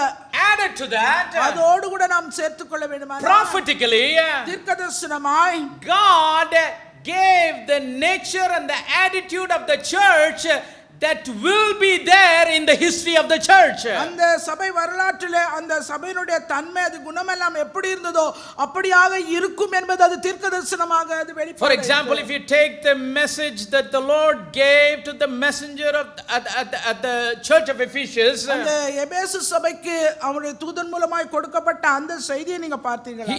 he was not only talking only to that congregation, அந்த சபைக்கு அந்த கூடுன அந்த பரிசுத்தவான்களுக்கு மாத்திரம் அது சொல்லப்படல. but he was talking keeping in mind the attribute of those people that will live in the first church age. அந்த முதலாம் சபை காலத்திலே வாழப்போகிற அந்த சபையின் மக்களையும் மனதிலே வைத்தது தீர்க்கதரிசனமாய் அதனுடைய குணம் அதனுடைய தன்மைகள் எல்லாம் எப்படி இருக்குமோ அப்படி இருக்கும் என்று அங்க Same way சொல்லப்பட்டிருக்கிறது. the following churches. அதுபோல தான் மற்ற எல்லா In the சபையுடைய second காரியங்களும். church age, இரண்டாவது சபையின் காலத்துல prophetically the Lord already gave his word how that church will be. அந்த சபையும் எப்படி இருக்கும் என்று தீர்க்கதரிசனமாய் தேவன் அந்த How வார்த்தையின் their மூலமாக nature, சொன்னார். their attribute, their attitude will be. அவர்களுடைய தன்மைகள் அவருடைய காரியங்கள் அவருடைய செயல்பாடுகள் எல்லாம் எப்படி இருக்கும் என்று தீர்க்கதரிசனமாய் அந்த நாளில் அந்த சபைக்கு சொன்னது அது இந்த நாளின் சபைக்கு அது ஒப்பாய் Same way about Philadelphia, Smyrna, Thyatira. Smyrna Thyatira சபைகளுக்கும் அப்படியே. And finally he gave his message to the messenger of the Laodicean church. இறுதியாக லவோதிக்கேயா சபைக்கு தேவன் செய்தியை கொடுத்தான். There is no 8th church. 8வது சபைன்னு ஒரு சபை கிடையாது. There is no future church age. எதிர்கால சபை என்கிற ஒரு காலம் ஒன்று கிடையாது. The message that the Lord gave to the messenger of the church at Laodicea, அந்த லவோதிக்கேயா சபைக்கு தேவன் கொடுத்த அந்த செய்தியானது அந்த நாளிலே it reveals the attributes and the characteristics of the church of the living God that is present in this day and time before his return in the clouds of glory. அவர் அந்த மகிமையின் மேகத்திலே திரும்ப வருகிறதுக்கு முன்பாகவே இந்த காலத்திலே இந்த நேரத்திலே இந்த சபைகளுடைய நிலைமை எப்படி இருக்குமோ அதை போன்ற அந்த தன்மைகள் அதில் குணாதிசயங்கள் சகலமும் அந்த நாளிலே அதை தீர்க்கதரிசனமாய் அவர் உரைத்தார். What was that message? அந்த செய்தி என்ன? It is the message of restoration. அது சீர்பொருந்தலின் செய்தியாகும். Because the people have gone too far from the Lord. ஏனென்றால் ஆண்டவரை விட்டு ஜனங்கள் ரொம்ப வெகு தூரம் கடந்து They are போய்விட்டார்கள். wretched, miserable, poor, naked and blind, the scripture says. வேதவசனம் சொல்லுது அவர்கள் நிர்பாக்கியம் உள்ளவர்கள் பரிதபிக்கப்பட்டவர்கள் நிர்வாணி குருடன் தரித்திரன் என்று. 5 great problems. 5 பெரிதான பிரச்சனை. God wants to repair this problem. தேவன் அவைகளை சரிப்படுத்த விரும்புகிறார். Just like Elijah repaired the altar, எப்படி எலியா பலிபீடத்தை செப்பனிட்டானோ அது போல God wants to send his word தேவன் தம்முடைய வார்த்தையை and rectify all these 5 problems. இந்த எல்லா பிரச்சனைகளையும் அவர் சரி செய்ய That's விரும்புகிறார். why he said, come and buy of me gold tried in the அதனால furnace. ஆண்டவர் சொல்றார் நீ என்கிட்ட வந்து பொன்னை வாங்கிக்கோ. Come and buy of me white raiment with which thou mayest be clothed. நான் உன்னோட அந்த வெண்வஸ்திரத்தை வாங்கிக்கோ நீ உடுத்திக் கொள்வதற்கு. Anoint your eyes with an eye salve நீ so that you could see clearly. நீ பார்வையிடம்படிக்கு என்னிடத்துல வந்து கலிக்கம் வாங்கிக்கொள் என்று It's சொல்றார். talking about the revelation. அது வந்து வெளிப்பாட்டை பற்றி சொல்லப்படுகிறது. Revelation of what? எதை குறித்த வெளிப்பாடு? Revelation of what the Spirit is saying. தேவனுடைய ஆவியானவர் என்ன சொல்கிறார் அதை குறித்த Revelation of the word. வார்த்தையை குறித்த வெளிப்பாடு. Fully being restored. முழுவதுமாய் அவருக்குள்ளே சிறுபருந்துகிற And நிலை. this happened in the beginning of the 19th century. இதெல்லாம் 19 நூற்றாண்டின் ஆரம்ப காலத்தில் நடந்த It came காரியங்கள். to known widely in this world இது எல்லாம் மிக ரொம்ப அதிகமாக உலகத்திலே எல்லா இடங்களிலும் அது அறியப்பட through the வேண்டிய ministry of Brother William Branham. அது சகோதரன் வில்லியம் மரியன் பிரனாம் மூலம் ஊழியத்தின் மூலமாய் வெளியானது. Now when people hear this word William Branham, இந்த வார்த்தையை வில்லியம் மரியன் பிரனாம் என்கிற அந்த வார்த்தையை ஜனங்க கேட்ட a lot உடனே of people can react in different ways. அநேக விதமாக அவர்கள் கிரியை செய்ய But ஆரம்பிக்கிறார்கள். I am not shying away from sharing my testimony. ஆனா என்னுடைய சாட்சியை சொல்வதற்கு நான் ஒரு காலம் His வெட்கப்படுகிறேன். name I have heard from the time time I was a little boy. நான் ஒரு சிறு பிள்ளையாய் இருக்கும்போது அவருடைய பெயரை குறித்து ஊழியத்தை குறித்து நான் கேள்விப்பட்டேன். Because if you take most of the apostolic one God Jesus name ministries in India, இந்தியாவில் இருக்கிற அப்போஸ்தல ஒருத்துவ உபதேசத்தை கொண்ட அந்த ஊழியங்கள் எல்லாமே 70-80% of ministries that are present now, இந்த நாளிலே 70-80% ஊழியங்கள் உண்டு. if you trace what God has been using them to bring into this light, இந்த வெளிச்சத்துக்குள்ள அவர்கள் எல்லாம் கொண்டு வருவதற்கு தேவன் என்ன காரியத்தை உபயோகித்தார் என்று நாம் பார்த்தோம்னா, it will somehow have a connection with the ministry of Brother Branham. எப்படியோ ஒரு விதத்துல அது பிரண்ணாமோட ஊழியத்தோடு இணைந்ததா இருக்கும். That's the truth. Nobody can deny இது that. வந்து சத்தியம், இது யாராலையும் மறுக்க முடியாத You know, உண்மை. cook up stories are cook up stories. இந்த நாட்களிலே அநேக கட்டுக்கதைகளை ஏத்துகிறவர்கள் But உண்டு. fact will always remain a ஆனா fact. உண்மை என்றைக்கு உண்மையாகத்தான் So இருக்கும். from the time I was a little boy, சிறு பிள்ளையாய் இருந்த காலத்திலிருந்து I've heard his name. அவருடைய பெயரை நான் And கேள்விப்பட்டிருக்கிறேன். people, they think about him in so many different ways. ஆனா அந்த பெயரை கேட்ட உடனே ஜனங்கள் பல விதத்திலே தங்களுடைய நினைவுகளில் அவரை Let me குறித்து tell you, நினைக்கிறார்கள். I have heard of people calling him the devil to the people who call him Jesus Christ. அவரை குறித்து அவர் பெயரை கேட்ட உடனே அவர் பிசாசுன்னு சொன்னதிலிருந்து இயேசு கிறிஸ்து என்கிற உயர்ந்த நிலைக்கு கொண்டு போய் பேசினவர்களை நான் அறிவேன். பிசாசுல இருந்து இயேசு கிறிஸ்து வரைக்கும் they categorize him in different ways. They categorize him in அவரை different ways. வித்தியாசப்பட்ட வகையிலே அவரை பாகுபடுத்தி சொன்னார்கள். But we need to look at him the way God looks at him. ஆண்டவர் அவரை வைத்திருக்கிற அந்த நிலையிலே நாம் அவரை நோக்கி பார்த்தோம். See, every ministry that God does, தேவன் ஒவ்வொரு ஊழியத்திலும் அவர் செய்கிற every vessel that God uses, ஆண்டவர் உபயோகப்படுத்துகிற ஒவ்வொரு whether பாத்திரமும் small or moderate or great, அது சிறிதோ அது பெரிதோ அது மிக no பெரிதோ matter how much they are known, அது எவ்வளவுக்கு அதிகமாய் அவர்கள் அறியப்பட்டிருந்தாலும் God sent ministries தேவன் அனுப்பின have ஊழியமானது a God given purpose. தேவன் ஒரு நோக்கத்தோடு அதை அனுப்பி God இருக்கிறார். has a purpose அவன் தேவனுக்கென்ற ஒரு நோக்கம் behind பின்னாலும் உண்டு. every ministry. ஒவ்வொரு ஊழியத்துக்கு பின்னாலும் Praise the name of the living God. அவருடைய நாமத்துக்கே That's மகிமை. why everyone that is in the ministry, they should be called of God. அதனால்தான் ஒவ்வொரு ஊழியமும் அது தேவனாலே அழைக்கப்பட்டதாய் They சொல்லிக் should be கொள்கிறார்கள். sent of God. அவர்கள் தேவனாலே They அனுப்பப்பட்டவர்களாய் should be இருக்கிறார்கள். in the will of God. தேவனுடைய சித்தத்துக்குள்ளாய் அவர்கள் இருக்கிறவர்களாய் This இருப்பார்கள். morning I was reading 2 Timothy chapter number 1. 2 தீமோத்தேயு 1வது அதிகாரத்தை நான் அந்த காலை நேரத்துல வாசித்துக் The கொண்டிருந்தேன். very way Apostle Paul begins his letter, தம்முடைய அந்த நிருபத்தை அவர் ஆரம்பிக்கிற அந்த விதமே he's writing his letter to his spiritual son Timothy. தம்முடைய ஆவிக்குரிய குமாரனாகிய தீமோத்தேயுவுக்கு அவர் He எழுதுகிறார். says, Paul, an apostle of Jesus Christ by the will of God. ஊழியக்காரனாகிய அப்போஸ்தலனா இயேசு கிறிஸ்துவுக்கு அப்போஸ்தலனாய் இருக்கிற நான் தேவனுடைய கட்டளையின்படி நம்முடைய இரட்சகராய் இருக்கிற தேவனும் நம்முடைய நம்பிக்கையாய் இருக்கிற கர்த்தராகிய இயேசு கிறிஸ்துவும் கட்டளையிட்டபடியே இயேசு கிறிஸ்துவின் அப்போஸ்தலனாய் இருக்கிற Pavul. 2 Timothy chapter 1 and verse number 1. கிறிஸ்து இயேசுவினால் உண்டாயிருக்கிற ஜீவனை பற்றிய வாக்குத்தத்தத்தின்படி தேவனுடைய சித்தத்தினாலே இயேசு கிறிஸ்துவின் அப்போஸ்தலனாய் இருக்கிற பவுல். இயேசு கிறிஸ்துவின் அப்போஸ்தலனாய் இருக்கிற Pavul. See, Paul was very confident. பவுலுக்கு ரொம்ப நம்பிக்கை அதிகமாக இருக்கிறது. His ministry in this world அவருடைய ஊழியம் இந்த உலகத்துல was in the center of God's perfect will. தேவனுடைய சித்தத்தின் மத்தியில் இருந்ததாகும். That's how God has been dealing with His church for the past 2000 years. அந்த 2000 வருடங்களாக தேவன் தம்முடைய பாத்திரத்தை எடுத்து உபயோகப்படுத்தி வந்தார். Every anointed vessel of God, ஒவ்வொரு அபிஷேகப்பட்ட தேவனுடைய பாத்திரமும் they worked under the will of God, அவர்கள் எல்லாரும் தேவனுடைய சித்தத்துக்கு கீழாய் கிரியை செய்கிறார்கள். under the anointing of God. தேவனுடைய அபிஷேகத்துக்கு கீழாய் கிரியை செய்கிறார்கள். Praise the name of the living God. So when you take the ministry of Brother William Branham, அந்த வில்லியம் மரியன் பிரண்ணாமுடைய ஊழியத்தை நீங்கள் எடுத்துக்கொள்வீர்களானா people, they are of two extremes. அவர்களுக்கு இரண்டு விதமான காரியங்கள் உண்டு. Some call him of the devil, ஒரு சிலர் அவரை பிசாசுன்னு அழைக்கிறாங்க. some call him Jesus Christ. ஒரு சிலர் இயேசு கிறிஸ்து என்று அழைக்கிறாங்க. But both are wrong. ஆனா ரெண்டுமே தவறு. Who is he? அவர் யார்? He was a man sent by God. அவர் ஒரு தேவனுடைய மனுஷன், தேவனாலே அனுப்பப்பட்ட தேவனுடைய மனுஷன். Praise the name of the living God.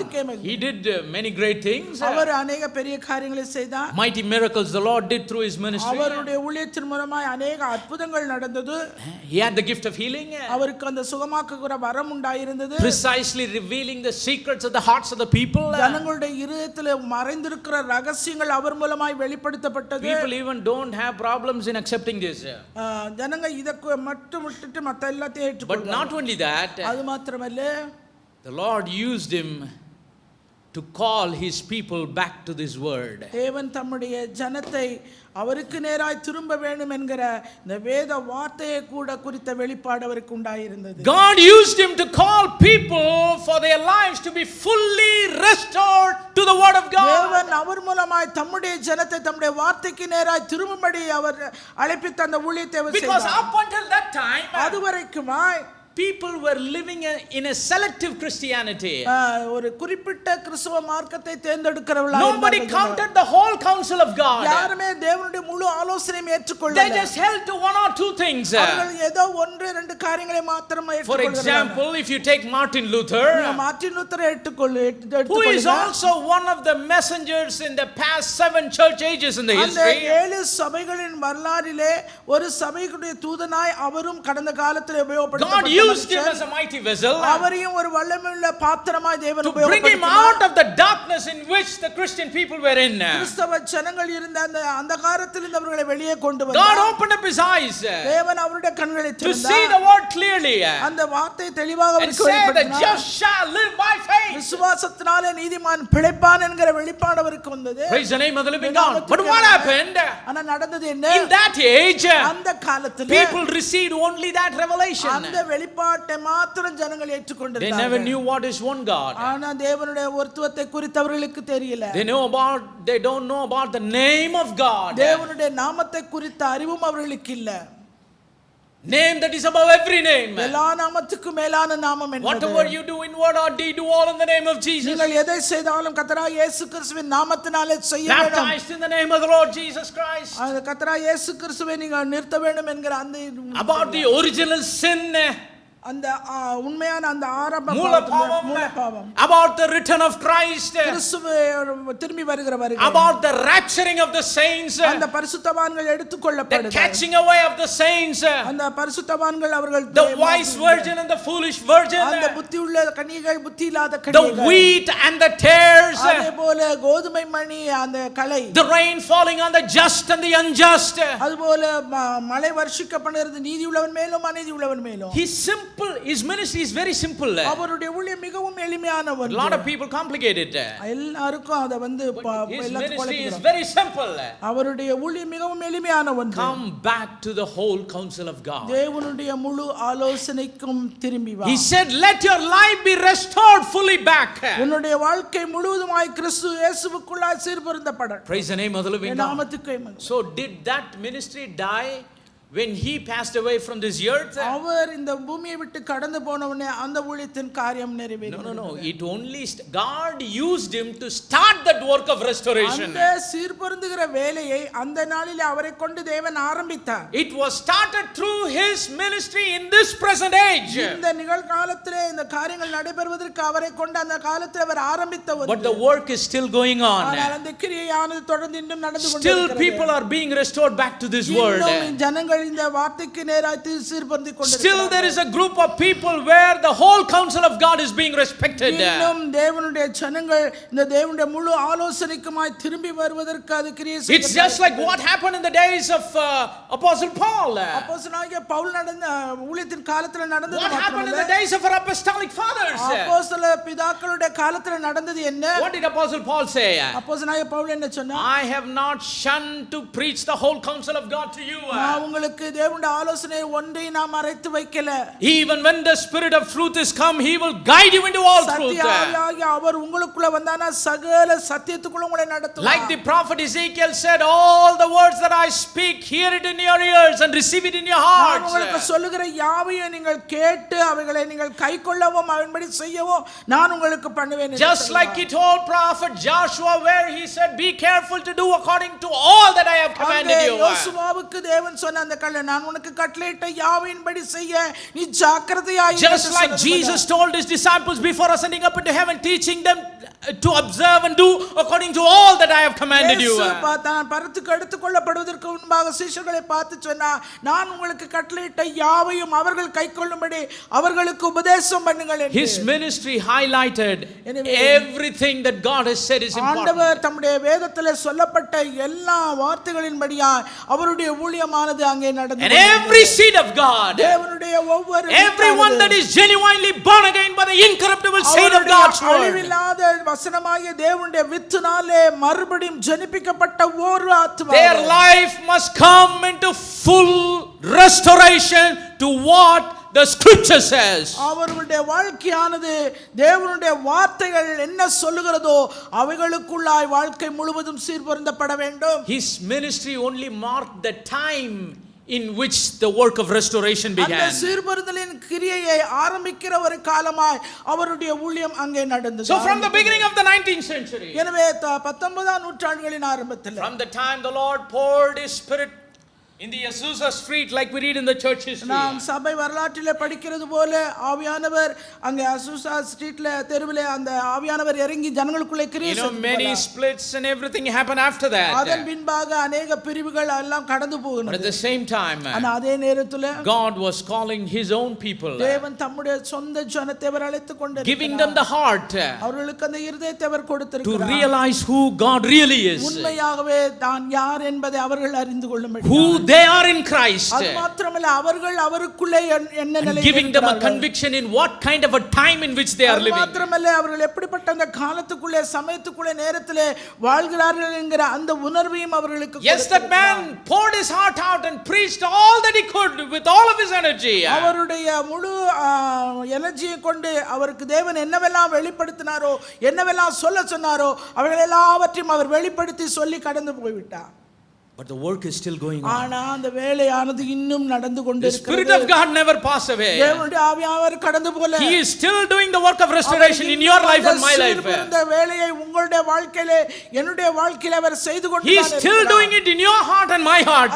உங்களுடைய இருதயத்திலும் என்னுடைய இருதயத்திலும் இன்னும் அவர் செய்து கொண்டுதான் இருக்கிறார். Praise the name of the living God. That's why everything that God says is very important. எனவே தேவன் சொன்ன எல்லாமே நமக்கு முக்கியம். From the beginning of the book of Genesis ஆதியாகம புத்தகத்தின் ஆரம்பத்தில் to the end of the book of Revelation, அந்த வெளிப்படுத்தின புத்தகத்தின் இறுதி வரைக்கும் everything that God says, ஆண்டவர் சொன்ன சகலமும், it is thus saith the Lord. அதெல்லாம் தேவனாகிய And கர்த்தர் if we சொல்லுகிறார். have the Spirit of God, நாம் தேவனுடைய ஆவி உடையவர்களாய் இருப்போமானால் we will be led into all the நாம் truths. சகல சத்தியத்துக்குள்ளும் நாம் நடத்தப்படுவோம். By that we can know அதன் மூலமாய் நாம் அறிந்து கொள்ள முடியும் whether we are truly born again or நாம் not. உண்மையாகவே மறுபடியும் பிறந்தவர்கள் தானா இல்லையா In the last week I talked about நான் கடந்த something. வாரத்திலே ஒரு குறித்து பேசினேன். I think I made a statement that is very important. நான் ஒரு காரியத்தை உறுதியாக சொன்னேன். I would like to remind it. மறுபடியும் அதை If ஞாபகப்படுத்த we are genuinely born of the Spirit of God, தேவனுடைய ஆவியினாலே உண்மையாகவே நாம் மறுபடியும் பிறந்திருப்போமானால் we cannot deny any one of the word that is told in this தேவன் book. தம்முடைய வார்த்தையிலே வேதத்திலே சொன்ன எந்த ஒரு வார்த்தையுமே நாம் நிராகரிக்க மாட்டோம், அதை நீக்க We will மாட்டோம். never refuse to believe. இதை விசுவாசிக்க ஒரு காலம் மறுக்க We மாட்டோம். will never refuse to obey. அவன் ஒரு கீழ்ப்படிவதற்கு ஒரு காலம் மறுக்க We will never மாட்டோம். refuse to accept and receive it. இதை ஏற்றுக்கொள்ள நாம் பெற்றுக்கொள்ள ஒரு காலம் நாம் மறுக்க Let மாட்டோம். us not play. எனவே விளையாட Let வேண்டாம். us not play Christianity. கிறிஸ்தவத்தை குறித்த ஒரு விளையாட்டு This is வேண்டாம். something that is connected to our eternal life. இது நம்முடைய நித்திய ஜீவனோடு இணைக்கப்பட்டுள்ள ஒரு காரியம் இது. This word abides in us and lives forever. இந்த வார்த்தையானது நமக்குள்ளே வாசமானது என்றென்றைக்கும் நிலைத்திருக்க கூடியவன். It all begins by being born again. இது எல்லாம் அந்த மறுபடியும் பிறக்கிறதிலிருந்து ஆரம்பிக்கிறது. Praise the name of the living God. நாமத்துக்கே மகிமை. And our life, our growth, நம்முடைய ஜீவன், நம்முடைய வளர்ச்சியானது, our progress in our life in Christ, கிறிஸ்துவுக்குள்ளே நாம் வாழ்கிற வாழ்க்கையின் முன்னேற்றமானது it must synchronize with the details that are recorded in this ஏற்கனவே word. பதிவு செய்யப்பட்டிருக்கிற இந்த வேத எழுத்துக்களின்படி இணைந்திருக்கப்பட வேண்டும். What do people say? அநேகர் சொல்றாங்க, Brother, do I have to be like this? நான் இது மாதிரி இருக்க முடியுமா? What do you mean you have to be like this? அப்படின்னா என்ன கேள்வி கேட்கிற? இது மாதிரி அப்படிதான் இருக்கணுமா? என்ன கேள்வியே சரியில்லையே. Do I have to be like, if God says you have to be, you have to be. ஆண்டவர் சொல்றாரு நீ இந்த மாதிரி இருக்கணும்னா இருந்துதான் ஆனா ஆகணும். உண்மையா மறுபடியும் பிறந்தவன் அந்த மாதிரி கேள்வியே கேட்க மாட்டான். Do I have to be like this? நான் இந்த மாதிரி இருக்க முடியுமா? If the Bible says it, வேதம் ஒன்று சொல்லிடுச்சு, you'll say, I will be like this. நான் இருப்பேன் ஆண்டவரே. There's a difference between I have to be like this, I will be like this. நான் இப்படி தான் இருப்பேங்கிறதுக்கும் நான் இருக்கிறேன்னு சொல்றதுக்கும் வித்தியாசம். நான் இப்படி தான் இருக்கணுமா அப்படின்னு கேள்வி கேட்கறதுக்கும் நான் இப்படி இருப்பேன்னு சொல்றதுக்கு என்ன இருக்கு? வித்தியாசம். அழிவில்லாத என்றைக்கும் நிலைக்கிற அழிவில்லாத தேவனுடைய வித்தாகிய வசனத்தினால மறுபடியும் பிறந்தவர்கள் அப்படிதான் இருக்கணுமான்லாம் என்ன பண்ண மாட்டாங்க. நான் இப்படி இருப்பேன், ஏன்னா நான் இதில் தான் பிறந்திருக்கேன், என் வளர்ச்சி என் வாழ்க்கை எல்லாம் இதன்படி தான்.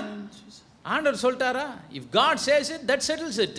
ஆண்டவர் சொல்லிவிட்டார், அதன்படி தான். there is no need to debate it. அதை குறித்து வாக்குவாதம் செய்ய அவசியம் இல்லை. there is no need to have any opinion on it. நம்முடைய அபிப்பிராயத்தை அதில் நுழைக்க அவசியம் இல்லை. lot of people they are trying to live by their opinions. அநேகர் தங்களுடைய வாழ்க்கை தங்களுடைய அபிப்பிராயத்திலேயே வாழ நினைக்கிறார்கள். but dear people of God, தேவனுடைய ஜனங்களே, we can live this Christian life by our conviction. இந்த கிறிஸ்தவ வாழ்க்கை என்பது நாம் ஒரு உணர்வுள்ள ஒரு வாழ்க்கையிலே வாழ வேண்டும். there is a difference between living our life by opinions, living our life by conviction. நம்முடைய வாழ்க்கையை அபிப்பிராயத்தின்படி வாழ்கிறதுக்கும் ஒரு உணர்வுள்ள கிறிஸ்தவ வாழ்க்கைக்கும் வித்தியாசம் உண்டு. Praise the name of the living God. நாமத்துக்கே மகிமை. If God has said it, ஆண்டவர் சொல்லிட்டார்னா, ஏங்க நமக்குள்ள இருக்கிற ஆவியானவரும் இந்த வசனத்தை எழுதின ஆவியானவரும் யார்தான்? வேற வேற ஆளா? இது ஹோலி ஸ்பிரிட் 1, இது ஹோலி ஸ்பிரிட் 2 அப்படிலாம் கிடையாது. There is only one God, ஒரே தேவன் உண்டு, and that one God has got only one spirit. அந்த ஒரே தேவனுக்கு ஒரே ஆவிதான் உண்டு. That same spirit wrote this word, அந்த ஒரே ஆவிதான் இந்த வேத வசனங்களை எழுதி இருக்கிறார். And that same spirit is living inside of us. அந்த ஒரே ஆவியானவர் தான் நமக்குள்ளே வாசமாய் இருக்கிறார். So he guides us into all truth, leads us into all truth. நம்மை சகல சத்தியத்துக்குள்ளும் அவர் நடத்துகிறார், வழி நடத்துகிறார். Praise the name of the living God. So you have the word, எனவே உங்களுக்கு வார்த்தை உண்டாயிருக்கிறது, and you have the life, உங்களுக்கு ஜீவன் உண்டாயிருக்கிறது. வாழ்க்கை. You have the word of God on one side, ஒரு பக்கம் உங்களுக்கு தேவனுடைய வார்த்தை, you have your own life, அடுத்து உங்களுடைய சொந்த வாழ்க்கை. both must match. ரெண்டும் இணைக்கப்பட வேண்டும், இணையா இருக்க வேண்டும். how can it match? அது எப்படி இணையா இருக்கும்? what connects the word of God and our life? தேவனுடைய வார்த்தை நம்முடைய வாழ்க்கையோடு இணைப்பது எது? Faith is the one that connects the word of God and our life. விசுவாசம் தான் நம்முடைய வாழ்க்கையும் தேவனுடைய வார்த்தையோடு கூட இணைக்கிற ஒன்று. Faith is the divine link that connects the word of God and our life. தேவனுடைய வார்த்தையும் நம்முடைய வாழ்க்கையும் இணைக்கக்கூடிய ஒரு தெய்வீக காரியம் தான் விசுவாசம். Because faith is a spirit, you know. ஏனென்றால் விசுவாசம் என்பது ஒரு ஆவி. Like Apostle Paul wrote, he said, we having the same spirit of faith. நாம் அதே விசுவாசத்தின் ஆவி உடையவர்களாய் இருக்கிறோம் என்று பவுல் அப்போஸ்தலன் எழுதியிருக்கிறார். விசுவாசம்ன்றது ஏதோ ஒரு இரும்போ பிளாஸ்டிக்கோ கட்டையோ இல்ல, அது ஒரு ஆவி. ஆவியின் தன்மை எந்த ஆவியின் தன்மை? தேவாவியின் தன்மை. Faith is an attribute of the Spirit of God. தேவனுடைய ஆவியின் தன்மை தான் அந்த விசுவாசம். And if we are born again by the incorruptible seed of God's word, தேவனுடைய வார்த்தையாகிய அழிவில்லாத வித்தினாலே நாம் மறுபடியும் பிறந்திருப்போமானால், if we have received the Spirit of God, தேவனுடைய ஆவியை நாம் பெற்றிருப்போமானால், what will it do? நாம் என்ன செய்வோம்? It will have the attribute of faith in it. அது நமக்குள்ளே அந்த தேவனுடைய தன்மையாகிய விசுவாசத்தை உண்டாக்கும். So that faith will connect us with the word. அந்த விசுவாசம் தான் அந்த தேவனுடைய வார்த்தையை நம்மோடு. That's why in Romans 10:17 we read in the scriptures, ரோமர் 10:17 நாம் வாசிக்கிறோம். It says, so then faith cometh by hearing and hearing by the word of God. விசுவாசம் கேள்வினால வரும், கேள்வி தேவ வசனத்தினால வரும். So நம்முடைய வாழ்க்கையும் வேத வசனத்தை இணைக்கிறதே இதுதான் விசுவாசத்தின் ஆவி. பரிசுத்த ஆவியினால் வருகிற விசுவாசத்தின் ஆவி. Praise the name of the living God. The faith that comes by the Spirit of God, அந்த விசுவாசமான தேவனுடைய ஆவியினாலே நமக்கு connects the word of the living God and our own life. ஜீவனுள்ள தேவனுடைய வார்த்தையோடு கூட நம்மை இணைக்கிறதாய் இருக்கிறது. So before we could live our life according to this word, இந்த வார்த்தையின்படியாய் நம்முடைய வாழ்க்கையை நாம் வாழ்வதற்கு முன்பாக, we need to make sure whether we are believing this word. இந்த வார்த்தையை நாம் விசுவாசிக்கிறோமா என்கிற உறுதி ஒரு நிச்சயம் நமக்கு உண்டாக வேண்டும். சிலருக்கு விசுவாசமே இல்ல, ஆனாலும் என்ன பண்றாங்க? பல காரணங்களுக்காக people give different reasons to obey the word of God and neglect faith. தேவனுடைய வார்த்தையை கீழ்ப்படிவதற்கு ஜனங்கள் பல காரணங்களை சொல்லி விசுவாசத்தை அவர்கள் தவிர்க்கிறார்கள். ஐயோ, அது ஒரு கீழ்ப்படிதலே கிடையாது. விசுவாசம் இல்லாமல் கீழ்ப்படிகிறது கீழ்ப்படிதலே அல்ல. In Romans, the scripture says, whatsoever that is not of faith is sin. விசுவாசத்தினால் வராத யாவும் பாவம் என்று வேதவசனம் We are not சொல்கிறது. saved by the works of law. நாம் அந்த நியாயப்பிரமாணத்தின் கிரியைகளினாலே நாம் We are நீதிமான்களாக்கப்படலாம். saved by grace. நாம் கிருபையினாலே நாம் ரட்சிக்கப்பட்டிருக்கிறோம். We are saved by grace through faith. Ephesians 2:8 says. எபேசியர் 2:8 கிருபையினாலே விசுவாசத்தை கொண்டு ரட்சிக்கப்பட்டீர்கள் And என்று if we சொல்கிறது. have that genuine faith, அந்த உண்மையான விசுவாசம் நமக்குள்ள இருந்தா that comes by the Spirit of God, தேவனுடைய ஆவியினாலே உங்களுக்கு it will connect us to this word. அது இந்த தேவனுடைய வார்த்தையோடு நம்மை இணைக்கும். And if faith connects our life and the word, தேவனுடைய விசுவாசமானது இந்த தேவனுடைய வார்த்தையோடு நம்முடைய ஆவியை இணைக்குமானா it will be revealed in our life. அது நம்முடைய வாழ்க்கையிலிருந்து வெளிப்பாட்டுக்கு வரும். Praise the name of the living God. நாமத்துக்கே மகிமை. First we should believe it. முதல்ல விசுவாசிக்கணும். உங்களுக்கு ஆண்டவர் சொல்றபடி வாழ முடியலன்னா முதல்ல உங்க விசுவாசத்தை செக் பண்ணுங்க. If you are not able to live our life according to what God says, we need to check our faith. தேவன் தம்முடைய வார்த்தையில சொல்லி இருக்கிறபடி நம்முடைய வாழ்க்கை நாம் வாழ முடியவில்லை என்றால் முதலாவது நாம் ஆராய்ந்து பார்க்க வேண்டியது நம்முடைய விசுவாசம். சிலர் விசுவாசத்தை சுத்தமா நெக்லெக்ட் பண்ணிட்டு நான் செய்ய ட்ரை பண்றேன். செய்கிறேன் பிரதர், நான் 2 நாள் ஃபாஸ்டிங் போட்டிருக்கேன். சரி ஃபாஸ்டிங் போடுங்க. ஃபாஸ்டிங் போட்டு என்ன பண்ண போறீங்க? Faith examination. Faith examination. விசுவாச பரீட்சை. எக்ஸாமினேஷன்னா விசுவாசத்தை செக் பண்ணி பார்க்கணும். இசிஜி எடுத்தால் என்ன செக் ஆகுது? லப்பு டப்பு செக் பண்ணுறாங்க. ஹார்ட்டு நல்லா இருக்கான்னு. ஃபாஸ்டிங் இருந்தால் என்னத்தை செக் பண்ணணும்? விசுவாசத்தை செக் பண்ணணும். How is my faith? எப்படி என் விசுவாசம்? What is the condition of my faith? என்னுடைய விசுவாசத்தின் நிலைமை என்ன? That's why of all the things Jesus could have said, இயேசு இவைகளெல்லாம் சொன்ன காரியத்துக்கு அப்பாற்பட்டு he said, when the Son of Man cometh, மனுஷகுமாரன் வரும்போது shall he find faith on earth? பூமியிலே விசுவாசத்தை காண்பாரோ? He could have said, shall he find obedience? ஒருவேளை கீழ்ப்படிதல் இருக்குமான்னு கேட்டிருக்கலாம். Shall he find salvation? இல்ல ரட்சிப்பு இருக்குமான்னு Shall கேட்டிருக்கலாம். he find redemption? இல்ல மீட்பு இருக்குமான்னு Or கேட்டிருக்கலாம். shall he find holiness? இல்ல பரிசுத்தம் இருக்குமா என்று கேள்விப்பட்டிருக்கலாம். He asked none of those. ஆனா இவை எல்லாத்தையும் But he சொல்லல. says, when the Son of Man cometh, shall he find faith on earth? மனுஷகுமாரன் வரும்போது பூமியிலே விசுவாசத்தை காண்பாரோ? Why? ஏன்? Because faith is the lifeline. ஏனென்றால் விசுவாசம் தான் ஜீவ வழியானது. Praise the name of the living God. நாமத்துக்கே மகிமை. ஜீவ ஓட்டமே அதுதான். ரத்த ஓட்டம் மாதிரி கிறிஸ்தவ வாழ்க்கைக்கு ஓட்டம் எதுங்க? ஹலோ, பரவாயில்ல, மாஸ்க் கொஞ்சம் சத்தமாக சொல்லுங்க, மாஸ்க் வெளியே கேட்கும். விசுவாசம். Faith is the lifeline. விசுவாசம் தான் ஜீவ வழி. Praise the name of the living God. So we need to check it. எனவே அதை நாம் ஆராய வேண்டும். That's why Jesus said, when the Son of Man cometh, shall he find faith on earth? மனுஷகுமாரன் வரும்போது பூமியிலே விசுவாசத்தை காண்பார். Because if someone has faith, ஏனென்றால் யாரோ ஒருவருக்கு விசுவாசம் then he will be holy. அவன் பரிசுத்தமுள்ளவனாக If he has இருப்பான். faith, he will be righteous.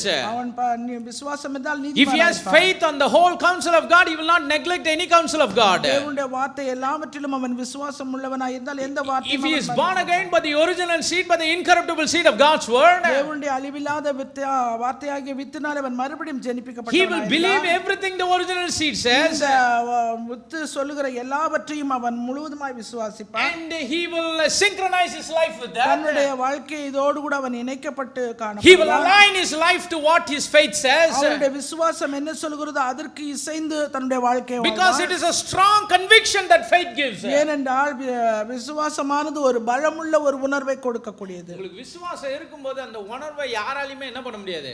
When you have faith on the word of God, nobody can shake that conviction.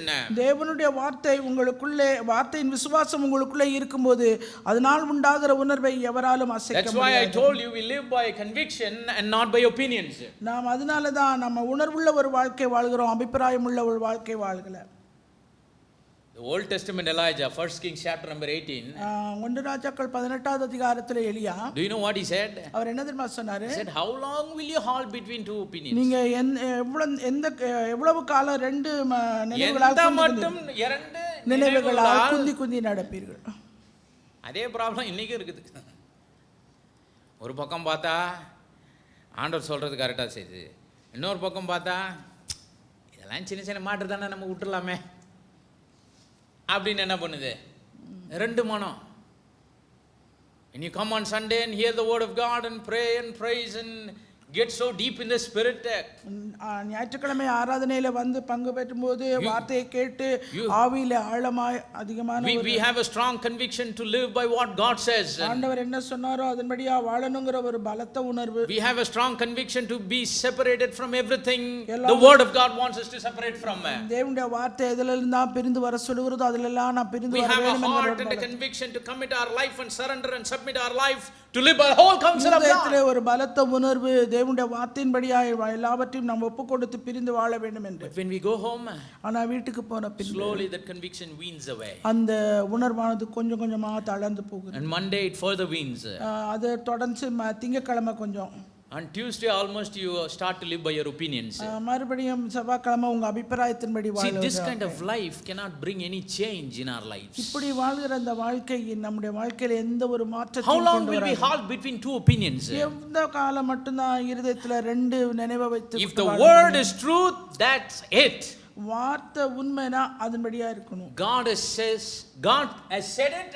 ஆண்டவர் சொல்லி இருக்கிறார். I believe it. நான் அதை விசுவாசிக்கிறேன். That settles it. அவ்வளவுதான். That's the final authority. அதுதான் இறுதியான ஒரு முடிவு. Nothing more, nothing less. அதை விட அதிகமும் இல்ல. God said it. ஆண்டவர் சொல்லிட்டார். I believe it. நான் விசுவாசித்தேன். That settles it. அது முடிந்தது. My life is changed. என்னுடைய வாழ்க்கை மாற்றமானது. Praise the name of the living God. So if we are genuinely born again by the incorruptible seed of God's word, அவருடைய வார்த்தையாகிய அழிவில்லாத வித்தினாலே மறுபடியும் உண்மையாய் நாங்கள் ஜெனிப்பிக்கப்பட்டிருப்போம். We won't have any problems to believe anything and everything that God says. ஆண்டவர் சொன்ன எந்த ஒரு காரியத்தையும் எல்லா காரியத்தையும் விசுவாசிக்கிறதுல நமக்கு எந்த ஒரு பிரச்சனையும் இருக்காது. If we think that we are struggling, நாம அதுல போராடிட்டு இருக்கிறோம் என்றா we need to check our faith. நம்முடைய விசுவாசத்தை நாம் சோதித்து ஆராய வேண்டும். I think few days before I read a scripture. கொஞ்ச நாளைக்கு முன்னாடி ஒரு வேத வசனம் நான் வாசித்தேன். I think it's one of the epistles that apostle Paul wrote. Pavul அப்போஸ்தலன் எழுதின ஒரு நிருபத்திலிருந்து. And there he says, I am praying for that which is lacking in the faith of the people day and night. தேவனுடைய ஜனங்களுக்குள்ளே இருக்கிற விசுவாச குறைபாடுக்காக இரவும் பகலும் நான் ஜெபிக்கிறேன் என்று. Let me read that scripture to you. வேத வசனத்தை வாசிப்போம்.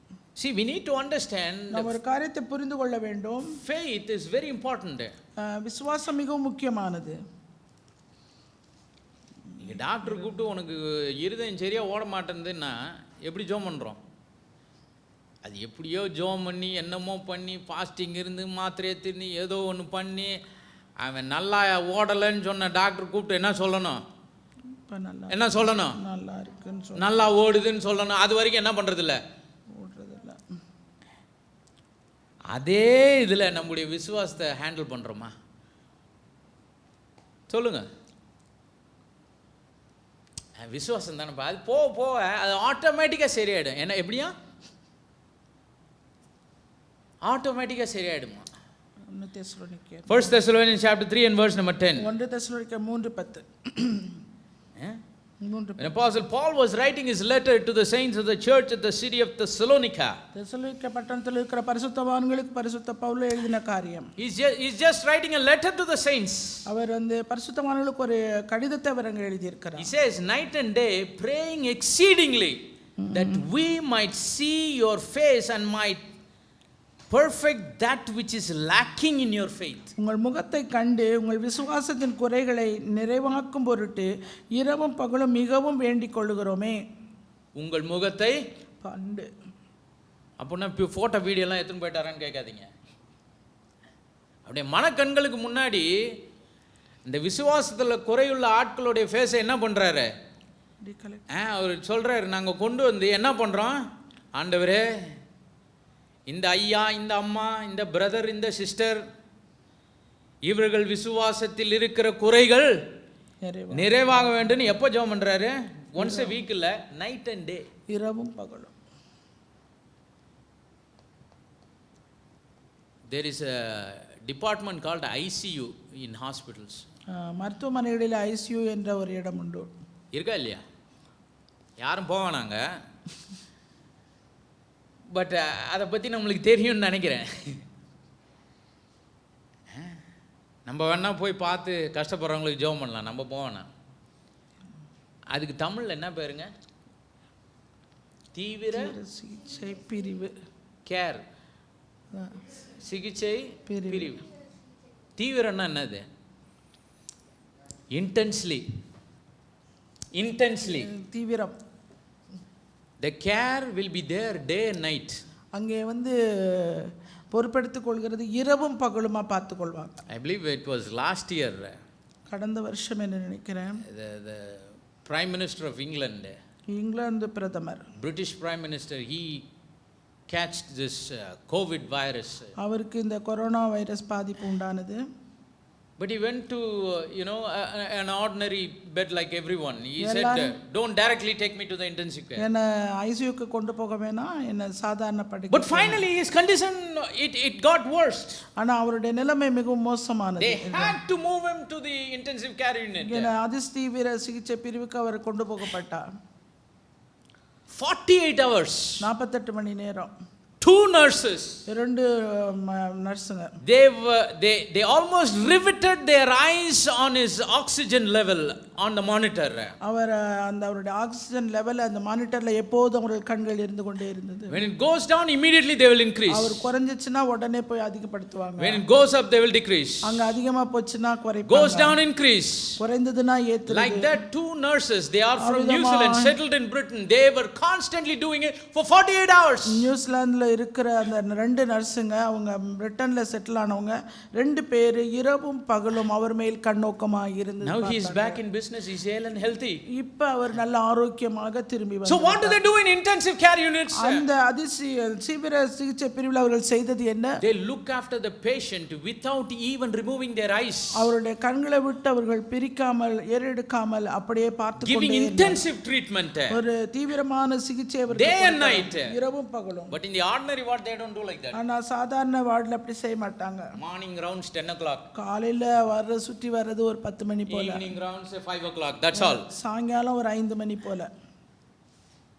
ஒரு டாக்டர் தெரியும், சின்ன வயசுல பாத்துருங்க. எங்க தாத்தா ஹாஸ்பிடல்ல இருந்தப்ப ஓவர் ரூமா போவார். கொஞ்சம் வயசாயிடுச்சு அவருக்கு. இப்படி கையை பிடிப்பார். எல்லாம் யார் என்ன பேஷண்ட் என்ன அப்படி கை 3 வார்த்தை சொல்லுவார். பால், பழம், ரொட்டி. 500 ரூபா மீட்ரு. நான் சொல்றது 20 years before. That's all. அவ்வளவுதான். அதுக்கு அந்த பேஷண்ட் வீட்டுக்கு போயிட்டு அந்த கரெக்டாக 11 மணிக்கு அதை கேட்டு கூட என்ன பண்ணிடலாம். ஆனால் தீவிர சிகிச்சை பிரிவுலாம் என்ன கிடையாது. Intensive care unit is not like that. அந்த தீவிர சிகிச்சை பிரிவு அப்படி இல்ல. It's not the doctor comes once in a while and he says you do this and do that and goes away. Doctor எப்போதாவது ஒரு முறை வந்து இத செய் அத செய் என்று சொல்லிவிட்டு போகிற காரியம். They just come and visit for few seconds or few minutes. அவங்க சில மணி நிமிஷம் சில துணிகள். But intensive care units they care day and night. தீவிர சிகிச்சை பிரிவிலே இரவும் பகலும் அவர்கள் பொறுப்பெடுத்துக் கொள்வார்கள். That's how the Lord wants us to handle our faith. நம்முடைய விசுவாசத்தை தூண்டும்படியாய் தேவன் அவிதமாய். 1 Thessalonians 3:10. 1 தெசலோனிக்கர் 3:10. Apostle Paul wrote his letter to the saints of the church at Thessalonica. தெசலோனிக்கா பட்டணத்தில் இருக்கிற பரிசுத்தவான்களுக்கு பவுல் அப்போஸ்தலன் எழுதி தெரிவிக்கிறார். He says, you people, you don't think that I am far away in some land. ஏதோ தூர தேசத்துல நான் இருக்கிறேன்னு நீங்க நினைக்காதீங்க. Don't think that nobody is watching you, nobody is caring for you. உங்களை யாருமே பார்க்கல, உங்களை பொறுப்பெடுக்கலன்னு நினைக்காதீங்க. While I am staying away from you, நான் உங்களை விட்டு தூரமா இருக்கிறேன் என்றாலும் I am praying for your faith. உங்களுடைய விசுவாசத்துக்காக நான் ஜெபிக்கிறேன். Praise the name of the living God. நாமத்துக்கே மகிமை. That your faith should become perfect. உங்களுடைய விசுவாசம் பூரணமுள்ள ஒன்றாய் மாற வேண்டும். விசுவாசத்தில் இருக்கிற என்ன வார்த்தை தமிழ்ல எப்படி போட்டுருக்கு? குறைவுகளை நிறைவாக்கும் பொருட்டு. வாக்கியத்தை சொல்லுங்க. விசுவாசத்தின் குறைவுகளை நிறைவாக்கும். விசுவாசத்தின் இவங்களுக்கு விசுவாசமே ஃபுல்லா இல்லாமலாம் இல்ல. இவங்க அவிசுவாசியும் கிடையாது. They have faith. அவர்களுக்கு விசுவாசம் இருக்கு. But he says there is something lacking in your faith. அந்த விசுவாசத்துல ஒரு குறைவு இருக்கு. Maybe the integrity is lacking in your faith. ஒருவேளை உங்க விசுவாசத்துல உத்தமம் குறைவா இருக்கலாம். I am praying for you. நான் உங்களுக்காக ஜெபிக்கிறேன். Day and night. இரவும் பகலும் ஜெபிக்கிறேன். When I come to see your face, that your faith will be a perfect faith. உங்கள் முகத்தை காணும்போது அது பூரணமுள்ள ஒரு விசுவாசமாய் இருக்கப்படும். Praise the name of the living God. If our life has to be restored in all things. நம்முடைய வாழ்க்கையானது எல்லாவற்றிலும் சீர்பொருந்தப்பட வேண்டுமானால். If we see some discrepancies. நமக்குள்ளே இருக்கிற சில இந்த குறைபாடுகள். If we see any disharmonies between our life and between what God says, நம்முடைய வாழ்க்கைக்கும் தேவன் சொல்லிய வார்த்தைக்கும் சில காரியங்கள் இசைந்து போகாத ஒரு நிலை காணப்படுமானால், we need to look into our faith. நம்முடைய விசுவாசத்தை நாம் பார்க்க வேண்டியது அவசியமா இருக்கிறது. எத்தனை பேர் ஜெபம் நம்பலாம் கொடுத்து ஜெபம் பண்ண சொல்லியிருக்கீங்க? ஏதோ ஒரு தேவையோ கஷ்டமோ கொடுத்துருக்கோம்ல. முந்தி நம்ம இங்கே ஃபாஸ்டிங் ப்ரேயர்லாம் பண்ணுறப்ப என்ன பண்ணுவோம்? நிறைய பேர் எங்களுக்கு இந்த பிரச்சனை இருக்குது, அந்த பிரச்சனை இருக்குது. சிலர் ரட்சிப்புக்காக கூட ஜெபம் பண்ணுங்க சொல்லிலாம் என்ன பண்ணுறாங்க, எழுதி கொடுக்குறாங்க. யாருன்னா, பிரதர் என் விசுவாசத்தில் இருக்கிற குறை அது கொஞ்சம் ரெடி ஆகணும்னு, கொஞ்சம் நல்லா அது என்ன சொல்கிறது, பெர்ஃபெக்ட் பரிபூர்ணம் ஆகணும்னு ப்ரேயர் பண்ணுங்க. அப்படி சொல்லியிருக்கோமா? ஸ்டில் there are things, இன்னும் காரியங்கள் இருக்கிறது that in my life that doesn't harmonizes with what God says. தேவன் சொல்லுகிற வார்த்தையிலே என்னுடைய வாழ்க்கையின் காரியங்கள் இசைந்து போகாமல், something lacking in my faith. என்னுடைய விசுவாசத்திலே ஏதோ ஒரு குறைவு, there is a crack in my faith. என்னுடைய விசுவாசத்திலே ஒரு பிளவு, there is a spot, there is speck in my faith. ஏதோ என்னுடைய விசுவாசத்திலே ஒரு மாசு, ஒரு மறு. Please pray for that to be rectified. எனக்காக ஜெபம் பண்ணுங்க. அது மாதிரி we can ask, நாம் கேட்கணும். because the early apostolic fathers, ஏனென்றால் அப்போஸ்தலர் முந்தைய பிதாக்கள் they prayed for faith, அவங்க விசுவாசத்துக்காக they ஜெபித்திருக்கிறார்கள். cared for the people, ஜனங்களை அவர்கள் பராமரித்து for the Lord to perfect everything that is lacking in their faith. அவர்களுடைய விசுவாசத்துல என்ன குறைவெல்லாம் இருக்கோ அதெல்லாம் நிறைவாகும்படி அவர்கள் ஜெபிக்கிறார்கள். praying for them day and night, இரவும் பகலும் அவர்களுக்காக வேண்டிக் கொண்டிருக்கிறார்கள். because if that gets set right, அது சரிப்பட்ட வந்ததானால் then our life will also set right. நம்முடைய வாழ்க்கையும் சரியாகிவிடும். If our faith is restored, நம்முடைய விசுவாசம் சீர்பொருந்தினால் our life will be restored. நம்முடைய வாழ்க்கையும் சீர்பொருந்தும். If there is a crack in our faith, நம்முடைய விசுவாசத்திலே ஒரு பிளவு, there will be a crack in our living. நம்முடைய வாழ்க்கையிலும் ஒரு பிளவு. If our faith is imperfect, நம்முடைய விசுவாசம் குறைவுள்ள, our life will be imperfect. நம்முடைய வாழ்க்கையும் குறைவுள்ளவனாய் இருக்கும். Praise the name of the living God. நாமத்துக்கே மகிமை. Let us handle our faith with care. எனவே நம்முடைய விசுவாசத்தை கவனத்தோடு அதை நிறைவாக்க நாம் முயற்சி Like we care for our body, like we care for this and for the family, for this and that. All that is good, it's okay. குடும்பத்துக்கு மற்ற காரியங்களுக்கெல்லாம் எவ்வளவா நம்ம பொறுப்பெடுத்து கவனித்துக் கொள்கிறோமோ எல்லாம் நல்லதுதான். அதை more than anything and everything, அதை எல்லாவற்றை காட்டிலும் there must be a care for our faith. நம்முடைய விசுவாசத்துக்கான ஒரு கவனிப்பு. Is my faith perfect? என்னுடைய விசுவாசம் பூரணமுள்ளவனாய் இருக்கிறதா? Is my இருக்கிறதா? faith fully restored with what God has said? தேவன் சொன்னபடி என்னுடைய விசுவாசம் எல்லாவற்றிலும் சீர்பொருந்தி இருக்கிறதா? Praise the name of the living God. Romans 10:9 the scripture says, ரோமர் 10:9 சொல்லுகிறது, if thou shalt confess with thy mouth the Lord Jesus and shalt believe in your heart that God hath raised him from the dead, thou shalt be saved. கர்த்தராகிய இயேசுவை நீ உன் வாயினாலே அறிக்கையிட்டு தேவன் அவரை மரித்தோரிலிருந்து எழுப்பினார் என்று நீ உன் இருதயத்தில் விசுவாசித்தால் ரட்சிக்கப்படுவாய். So the scripture here is not only talking about confessing with the mouth, வாயினால அறிக்கையிடுறது மாத்திரம் வேதவசனம் சொல்லல, but it also says believing in the heart. இருதயத்தில் விசுவாசிக்க வேண்டும் என்று சொல்கிறது. So how is our faith, how is our believing in our heart with reference to what God has said? தேவன் இங்கே சொல்லி இருக்கிறதின்படியா நம்முடைய இருதயத்தில் நாம் எவைகளை நாம் விசுவாசிக்கிறோம்? If we say we are born again by the incorruptible seed of God's word, தேவனுடைய வார்த்தையாகிய அழிவில்லாத வித்தினாலே நாம் மறுபடியும் பிறந்தவர்கள் என்று நாம் are we believing everything that he is saying? அவர் சொல்லுகிற எல்லாவற்றையும் நாம் விசுவாசிக்கிறவர்களாய் Let me இருக்கிறோமா? tell you, faith is not a super science. விசுவாசம் என்பது ஒரு இயற்கைக்கு அப்பாற்பட்ட ஒரு காரியம் It is அல்ல. a spiritual attribute. அது ஒரு ஆவிக்குரிய ஒரு தன்மை. It is given by God Almighty. அது சர்வ வல்லமையுள்ள தேவனாலே நமக்கு கொடுக்கப்பட்ட Because the Spirit of God have the attribute of the spirit of faith. அந்த தேவனுடைய ஆவியானவருக்கு இந்த ஆவியாகிய தன்மையாகிய விசுவாசம் Many உண்டு. times even believers think faith is some rocket science. ஏதோ விசுவாசம் என்பது அது ஒரு ராக்கெட் சயின்ஸ் என்று No, faith is very simple. அது மிகவும் எளிமையான It is a simple spiritual principle. அது மிகவும் எளிமையான ஆவிக்குரிய ஒரு நீதி. Let me tell you something. நான் ஒரு காரியத்தை சொல்லுகிறேன். No matter who we are or what we நாம் are, யார் எப்படிப்பட்டவர்கள் என்று காரியம் even இல்லை. believers or unbelievers, அது விசுவாசியோ அவிசுவாசியோ we all have faith. நமக்கு எல்லாருக்கும் விசுவாசம் உண்டு. We all have faith to some extent. ஏதோ ஒரு நிலையில் வரைக்கும் நமக்கு விசுவாசம் இருக்கிறது. We all have faith to some measure. ஏதோ ஒரு அளவிலே நமக்குள்ளே விசுவாசம் And உண்டு. we have faith without realizing we have faith. நாம விசுவாசம் நம்ம கொண்டிருக்கிறோம் என்கிற அந்த உணர்வில்லாமலே நமக்கு அந்த விசுவாசம் உண்டு. Now you all are sitting in the chair here. நீங்க இப்ப எல்லாரும் சேர்ல நாற்காலியில உட்கார்ந்து இருக்கீங்க. You are sitting there by faith. நீங்க விசுவாசத்துல உட்கார்ந்து இருக்கிறீங்க. What guarantee you have the legs will not break and you'll fall down and break your hips? நீங்க கீழே விழுந்து உங்க கால் உடையாம இருக்கணும் எதை வச்சு நீங்க நம்பி உட்கார்ந்து இருக்கீங்க? நீங்க உட்கார்ந்து இருக்கிற சேர்ல இருக்கிற 4 கால் உடைஞ்சி கீழே விழுந்து இடுப்பு ஒடியும்ன்ற கேரண்டி உங்களுக்கு யார் கொடுத்தா? Who gave you that? Did you see the manufacturer? அந்த தயாரிப்பாளரை போய் பாத்தீங்களா? Did you go and do the quality check when these chairs came out of the factory? இல்ல இந்த தொழிற்சாலையில இருந்து வரும்போது இந்த சேரானது உடைஞ்சு போகாம இருக்க நல்ல தரமுள்ளது தானா அப்படி சொல்லி you all are sitting by faith. எல்லாரும் விசுவாசத்துல தான் உட்கார்ந்திருக்கோம். You have faith on those 4 plastic legs. அந்த 4 பிளாஸ்டிக் காலை நம்பி உட்கார்ந்திருக்கோம். இந்த விசுவாசம் ஜீவனுள்ள தேவன் மேல இருக்கிற விசுவாசம். இந்த உட்கார்ந்து இருக்கிற விசுவாசம் 4 பிளாஸ்டிக்கில் இருக்கிற 4 கால் பிளாஸ்டிக்கில் இருக்கிற பிளாஸ்டிக் கால்களில் இருக்கிற விசுவாசம் இருக்குல்ல, இருக்கா இல்லையா? You believe it. நீங்க அதை விசுவாசிக்கிறீங்க. You don't expect it to fall the next minute. நீங்க அடுத்த நிமிஷம் விழுந்துருவீங்கன்னு எதிர்பார்க்கறீங்க. You don't have any iota of doubt in your mind that this might fall.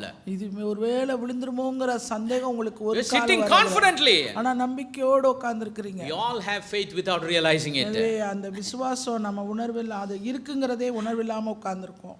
But when we were born again, ஆனா மறுபடியும் நாம் பிறந்தபோது God gave us the ability to believe everything that he says. அவர் சொல்லுகிற எல்லாவற்றையும் விசுவாசிக்க கூடிய ஒரு திறனை ஆற்றலை நமக்கு கொடுத்தார். He gave us the ability to believe the word of God in such a way that our lives will be changed through this word. வாழ்க்கை இந்த வார்த்தையின் மூலமாய் மாறுகிற அளவுக்குரிய விசுவாசத்தை தேவன் நம்முடைய வாழ்க்கையிலே நமக்கு கொடுத்திருக்கிறார். See, our living is just a result of our faith. நம்முடைய வாழ்க்கை என்பது அந்த விசுவாசத்தினுடைய விளைவுகளாகும். Our actions, each and everything that we do, ஒவ்வொரு செயல்பாடுகளும் it is a reflection of our faith. நம்முடைய விசுவாசத்தின் பிரதிபலிப்பாகும். That's why the scripture says faith without works is dead. அதனால்தான் விசுவாசம் இல்லாத கிரியை செத்தது என்று சொல்லப்படுகிறது. If there is faith that God gives, then it has to be backed up by the actions. தேவன் ஒரு விசுவாசம் கொடுத்த விசுவாசம் இருக்குதுன்னா அங்கே கிரியை காணப்பட வேண்டும். If we say that we are born again by the incorruptible seed of God's word, தேவனுடைய வார்த்தையாகிய அழிவில்லாத வித்தினாலே நான் பிறந்திருக்கிறேன் என்று we believe everything that he says. அவர் சொல்லுகிற எல்லாவற்றையும் நான் விசுவாசிக்கிறேன் என்றார். If we believe everything that he says,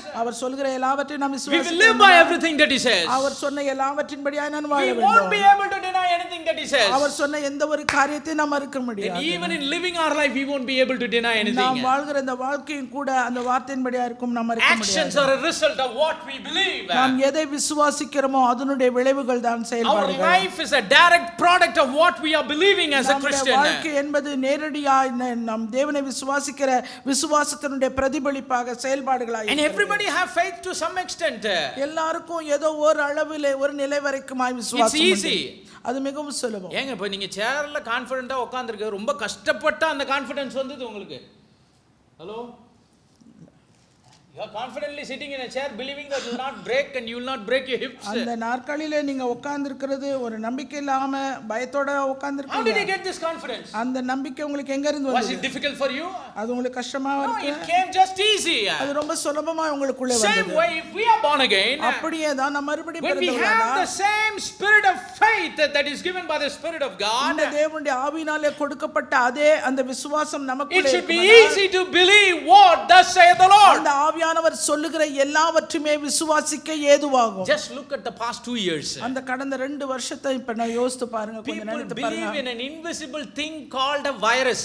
ஒரு வைரஸ் என்கிற காணக்கூடாத ஒன்றை குறித்து அவங்க நம்பிக்கை வச்சிருக்காங்க. I don't know who drew that picture. Somebody has seen it in the microscope and has created a barbed bonda.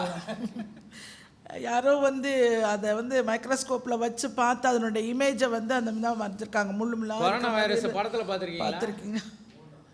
முள்ளு போண்டா, வெறும் போண்டா இல்ல. அது ஆல்பால அந்த போண்டால இருக்கிற குச்சி முழுக்கா இருந்துதான். டெல்டா என்னது, டெல்டாவா டவுன் பஸ் நம்பர் மாதிரி சொல்றாங்க. 1.B72 என்னென்னமோ சொல்றாங்க. அந்த டெல்டால அந்த முழுக்குன்னு இருந்தது எப்படி ஆயிடுச்சா, கூராயிடுச்சான். அதனால போன உடனே என்ன பண்ணுதான், செல்லோட அட்டாச் ஆகி அது இன்க்ரீஸ் ஆகிடுதான் உடம்புல. நான் கேட்குறேன், நீங்கள் பார்த்தீங்களா? Did people see it? அது ஜனங்க பார்த்தாங்களா? இப்போ ஏன் மூக்க மூடி இருக்கீங்க? Did you see it? அத பாத்தீங்களா? Are you a scientist? இல்ல நீங்க விஞ்ஞானியா? Did you see it flying in the air? அது வந்து காத்துல மிதக்கறத Did you see பாத்தீங்களா? it flying in the road? இல்ல சாலையில அது மிதக்கறத Or swimming in பாத்தீங்களா? the atmosphere here in the building? இல்ல இந்த சுற்றுச்சூழல்ல இந்த கட்டடத்துக்குள்ள அது உலாவுது என்பதை அவங்க People believe an invisible thing called a virus. ஒரு வைரஸ் என்கிற காணக்கூடாத ஒரு காரியத்தை ஜனங்கள் சுலபமாய் விசுவாசிக்கிறார்கள். Praise the name of the living God. நாமத்துக்கே They didn't have any evidence. அதுக்கான எந்த ஒரு ஆதாரமும் அவங்க கிட்ட கிடையாது. They only hear the news. அந்த செய்தியை அவங்க காதால கேட்கிறது மாத்திரம்தான். Here cases are rising. இங்க இந்த ஜனங்க இவ்வளவு பாதிப்பு. Sanitize your hands. உங்க கைகளை சுத்தப்படுத்துங்க. Wear your mask. உங்களோட மாஸ்க் அணிந்து Do this and do that. இத செய்யுங்க அத செய்யுங்க. And I know a lot of people that religiously followed.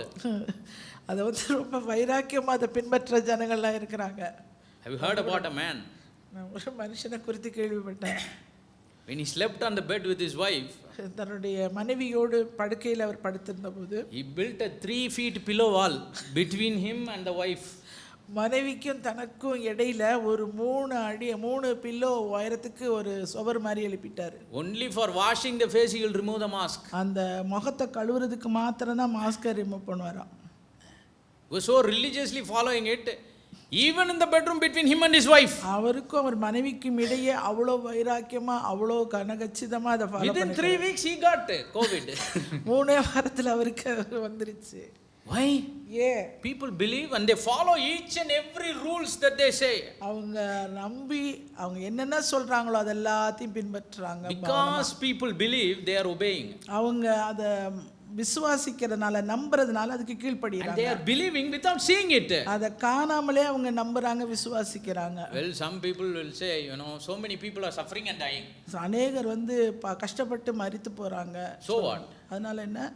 Even in Christianity, கிறிஸ்தவத்துக்குள்ள so many people are living by this word. அநேகர் இந்த வார்த்தையினாலே பிழைத்துக் கொண்டிருக்கிறார்கள். Why are we not encouraged by that and become perfect in our faith? இத நம்ம இன்னும் அவங்களுக்கு உற்சாகப்படுத்தி இதன்படி வாழுன்னு சொல்லி ஏன் அவங்களை ஊக்குவிக்க கூடாது? When we talk about the scriptural things, people say, brother, where it is? Something written in the book. இத வேதவசனத்தை படிக்கும்போதும் பிரசங்கம் சொல்லும்போது மாத்திரம் ஏதோ எழுதி இருக்குது சார், அதை பத்தி சொல்லணும். Some people preach here, some people preach there. சிலர் இங்க பிரசங்கம் பண்றாங்க, சிலர் அங்க பிரசங்கம் They பண்றாங்க. preach even differently. அதுவும் வித்தியாசமான ஒரு So பிரசங்கம். what are you asking us to believe? எதை நாங்க விசுவாசிக்க முடியாது நீங்க It சொல்றீங்க? is just one scripture. ஒரே வேதம் தான். What will happen to me if I don't believe it? நான் அதை விசுவாசிக்காட்டா எனக்கு என்ன ஆக போகுது? What will it happen to me if I don't live by it? இல்ல இதன்படி வாழாட்டினா எனக்கு என்ன Where ஆகும்? is God? எங்கே தேவன்? Let him come and stand before me and say our it. எனக்கு முன்னாடி வந்து நின்னு சொல்லட்டும். If I look at his lips saying what he has said in this our word, இந்த வார்த்தையில என்ன சொன்னாரோ அதை அவர் சொல்றதை நான் பார்க்கட்டும். I'll believe it. அப்புறம் நான் My விசுவாசிக்கிறேன். God, where is God? எங்கே தேவன்? God is everywhere. தேவன் எல்லா இடத்திலும் When இருக்கிறார். I go up into heaven, நான் he is வானத்துக்கு there. ஏறினாலும் அவர் அங்கே That's what the இருக்கிறார். servant of the Lord said. அதைத்தான் இந்த ஊழியக்காரன் When I make up சொல்றார். my bed in hell, he is there. என்னுடைய படுக்கை பாதாளத்துல Yes, sir, போட்டாலும் I am with you always, even unto the end of the world. உலகத்தின் முடிவிருந்த சகல நாட்களும் நான் உங்களோடு கூட Yes, sir, இருக்கிறேன். I will never leave you nor forsake நான் உன்னை you. விட்டு விலகுவதும் இல்லை, உன்னை கைவிடுவதும் He is இல்லை. in us. அவர் நமக்குள்ளே He is with us. வாசமாயிருக்கிறார். அவர் நம்மோடு கூட He is இருக்கிறார். upon us. அவர் நம்ம மேல் He is இருக்கிறார். going before us. அவர் நமக்கு He முன்பாக is கடந்து behind போகிறார். us. அவர் நம் பக்கங்களில் He has இருக்கிறார். surrounded us. நம்மை சுற்றிலும் He has இருக்கிறார். clothed us with his presence. அவருடைய பிரசன்னத்தினாலே அவர் But நம்மை மூடி yet இருக்கிறார். when he speaks to us, ஆனால் அவர் இந்த காரியங்களை குறித்து நம்மிடத்துல பேசும்போது what makes us to question? எது நம்மை கேள்வி கேட்கும்படியாய் What வைக்கிறது? makes us to doubt what God says? தேவன் சொன்னதிலே சந்தேகப்பட வைக்கிறது எது? Some people say, why I have to do? நான் ஏன் இதை செய்யணும்? Yes, God has said it. தேவன் சொல்லி But இருக்கிறார். look at so many people. பாருங்க மத்தவங்க எல்லாம் They are பாருங்க. also Christians. அவங்களும் கிறிஸ்தவங்க They தான். are also church going believers. அவங்களும் சபைக்கு போற விசுவாசிகள் தான். They are not doing the way the scripture is saying. Why you are forcing me to? வேதவசனம் சொல்லுகிறபடி அவங்களாம் செய்யல, நீ ஏன் என்ன கட்டாயப்படுத்துற? It's not anybody forcing you to do. யாரும் உன்னை கட்டாயப்படுத்தி செய்ய வேண்டிய அவசியம் கிடையாது. It's telling you the truth. அவங்க சத்தியத்தை மாத்திரமே சொல்லுகிறார்கள். There's a difference between forcing people to live by a certain way ஒரு குறிப்பிட்ட வழியிலே ஜனங்களை கட்டாயப்படுத்தி வாழ வைக்க and telling the truth. அதுல சத்தியத்தை சொல்லுகிறது And this வித்தியாசம். truth is not of any man. இந்த சத்தியம் எந்த மனுஷனுக்கும் This உரியதல்ல. truth is not of any angel. இது எந்த தூதனுக்குரியதும் அல்ல இந்த This சத்தியம். truth is the truth that came out of the mouth of God. இந்த சத்தியமானது தேவனுடைய வாயிலிருந்து புறப்பட்ட தேவனுடைய வார்த்தை அது. Praise the name of the living God. நாமத்துக்கே மகிமை. Let us not ask questions எனவே கேள்வி கேட்காதீங்க. blindly for the last 2 years. கடந்த 2 வருடங்களாக குருட்டுத்தனமாக You are putting mask. எல்லாம் மாஸ்க் போட்டுக்கிறோம். When I was in the US in the last year, நான் கடந்த வருஷம் யுஎஸ்ல இருந்தபோது they have a group called CDC, Center for Disease Control or something like that. இந்த நோய் கட்டுப்பாட்டு மையத்திலிருந்து வந்த ஒருவர். They release so many press releases அவர்கள் about this virus இந்த and வைரஸை how people have to குறித்தும் go. ஜனங்கள் எப்படி இருக்கணும் இதெல்லாம் குறித்து அவங்க சில காரியங்களை அவர்கள் சொன்னார்கள். முதல்ல என்ன சொன்னாங்க தெரியுமா? மாஸ்க்லாம் வேஸ்ட்டுங்க. என்னது? அந்த ஒரு டிவியில் ஒருத்தர் வருவார், நம்ம ஒரு டிவியில் ஒருத்தர் வரா மாதிரி அங்கே ஒருத்தர் இருக்கிறார் டோனி ஃபவுச்சின்னு, அவர் டெய்லி சொல்லுவார், ஃபஸ்ட்டு மாஸ்கே ஏன் வேஸ்ட்டுங்க. அப்புறம் என்ன சொன்னாங்க? மாஸ்க் போடணும். துணியில் போடுற மாஸ்க் வேஸ்ட்டுங்க. அதாவது அவங்க டெய்லி விடுற அறிக்கையில் மாற்றி மாற்றி முந்தின நாள் சொன்னதுக்கு முரணாவே அடுத்த நாள் என்ன பண்ணும்? மாஸ்கே இல்லைன்னு சொன்னதுலேருந்து 3 மாஸ்க் போட்டுக்கோ, 2 மாஸ்க் போட்டுக்கோ. ஜனங்க என்ன பண்ணுறாங்க? What are the people doing? ஜனங்க செய்கிறது என்ன? they are blindly believing. அதை குருட்டுத்தனமாக விசுவாசி. First day they said no mask. Mask வேணாம்னா மாஸ்க் போடணும். Next day they said one mask, they put one mask. அடுத்த நாள் ஒன்னு போட்டுக்கணும், ஒன்னு போட்டு. If they say surgical mask. அடுத்து சர்ஜிக்கல் மாஸ்க் தான் போடணும், அத N95 and N95. அல்ல அந்த N95 என்ற குறிப்பிட்ட Wear double mask, wear triple mask. 2 போட்டுக்கோ, 3 போட்டுக்கோ. நீங்க எதனா பாத்தீங்களா? இந்த முள்ளு போண்டா வைரஸ் கண்ணால் பார்த்தீங்களா? இல்லை உங்கள் பக்கத்தில் உட்காந்துருக்குதுன்னு பார்த்தீங்களா? just simply believing. எளிமையாக அதை நம்புகிறார்கள். Simply believing the words of a mere mortal men who are educated but they are very unsure about what they are saying. அவங்க சொல்லுகிற காரியத்தை குறித்த நிச்சயமில்லாத அறிவு பெற்ற ஒரு அழிந்து போகிற மனுஷன் சொல்லுகிற வார்த்தையில அவ்வளவு நம்பிக்கை. ஒரு பயம், செத்துருவாங்களோ. So they say something, whatever comes to their intelligence. அவங்களுடைய அறிவுக்கு என்னெல்லாம் வருதோ அதெல்லாம் சொல்ல வேண்டியது. மாற்றி மாற்றி பேசுகிற ஆளுங்க சொல்கிறதையே நம்ம கேட்குறோன்னா மாறாத நம்முடைய தேவன். அவர் அன்னைக்கு என்ன சொன்னாரோ அதே தான் இன்னைக்கு என்ன பண்ணுறாரு? அதுக்கு கேட்க நம்மளுக்கு ஏன் கஷ்டமாக இருக்கு?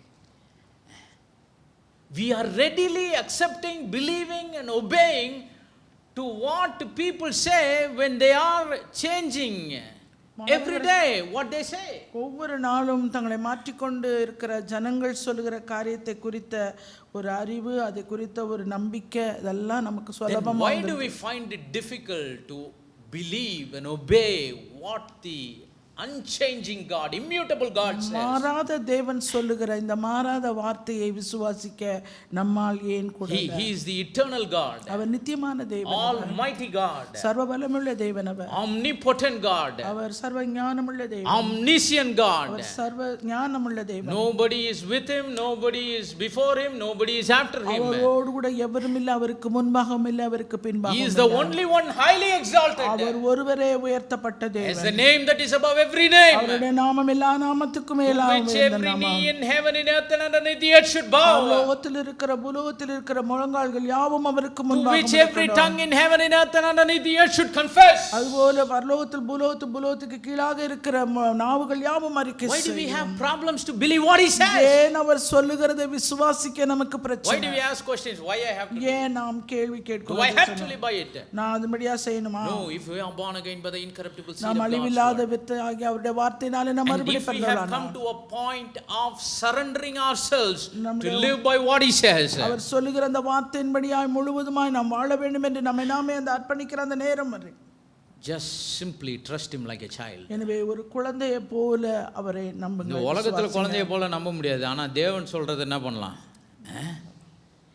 We cannot believe the things like little children that are in this world. இந்த உலகத்தில் இருக்கிற அந்த குழந்தைகளை போல நாம் உலகத்தில் இருக்கிற காரியங்களை குழந்தைகளை போல நம்ப கூடாது. நம்பக்கூடாது.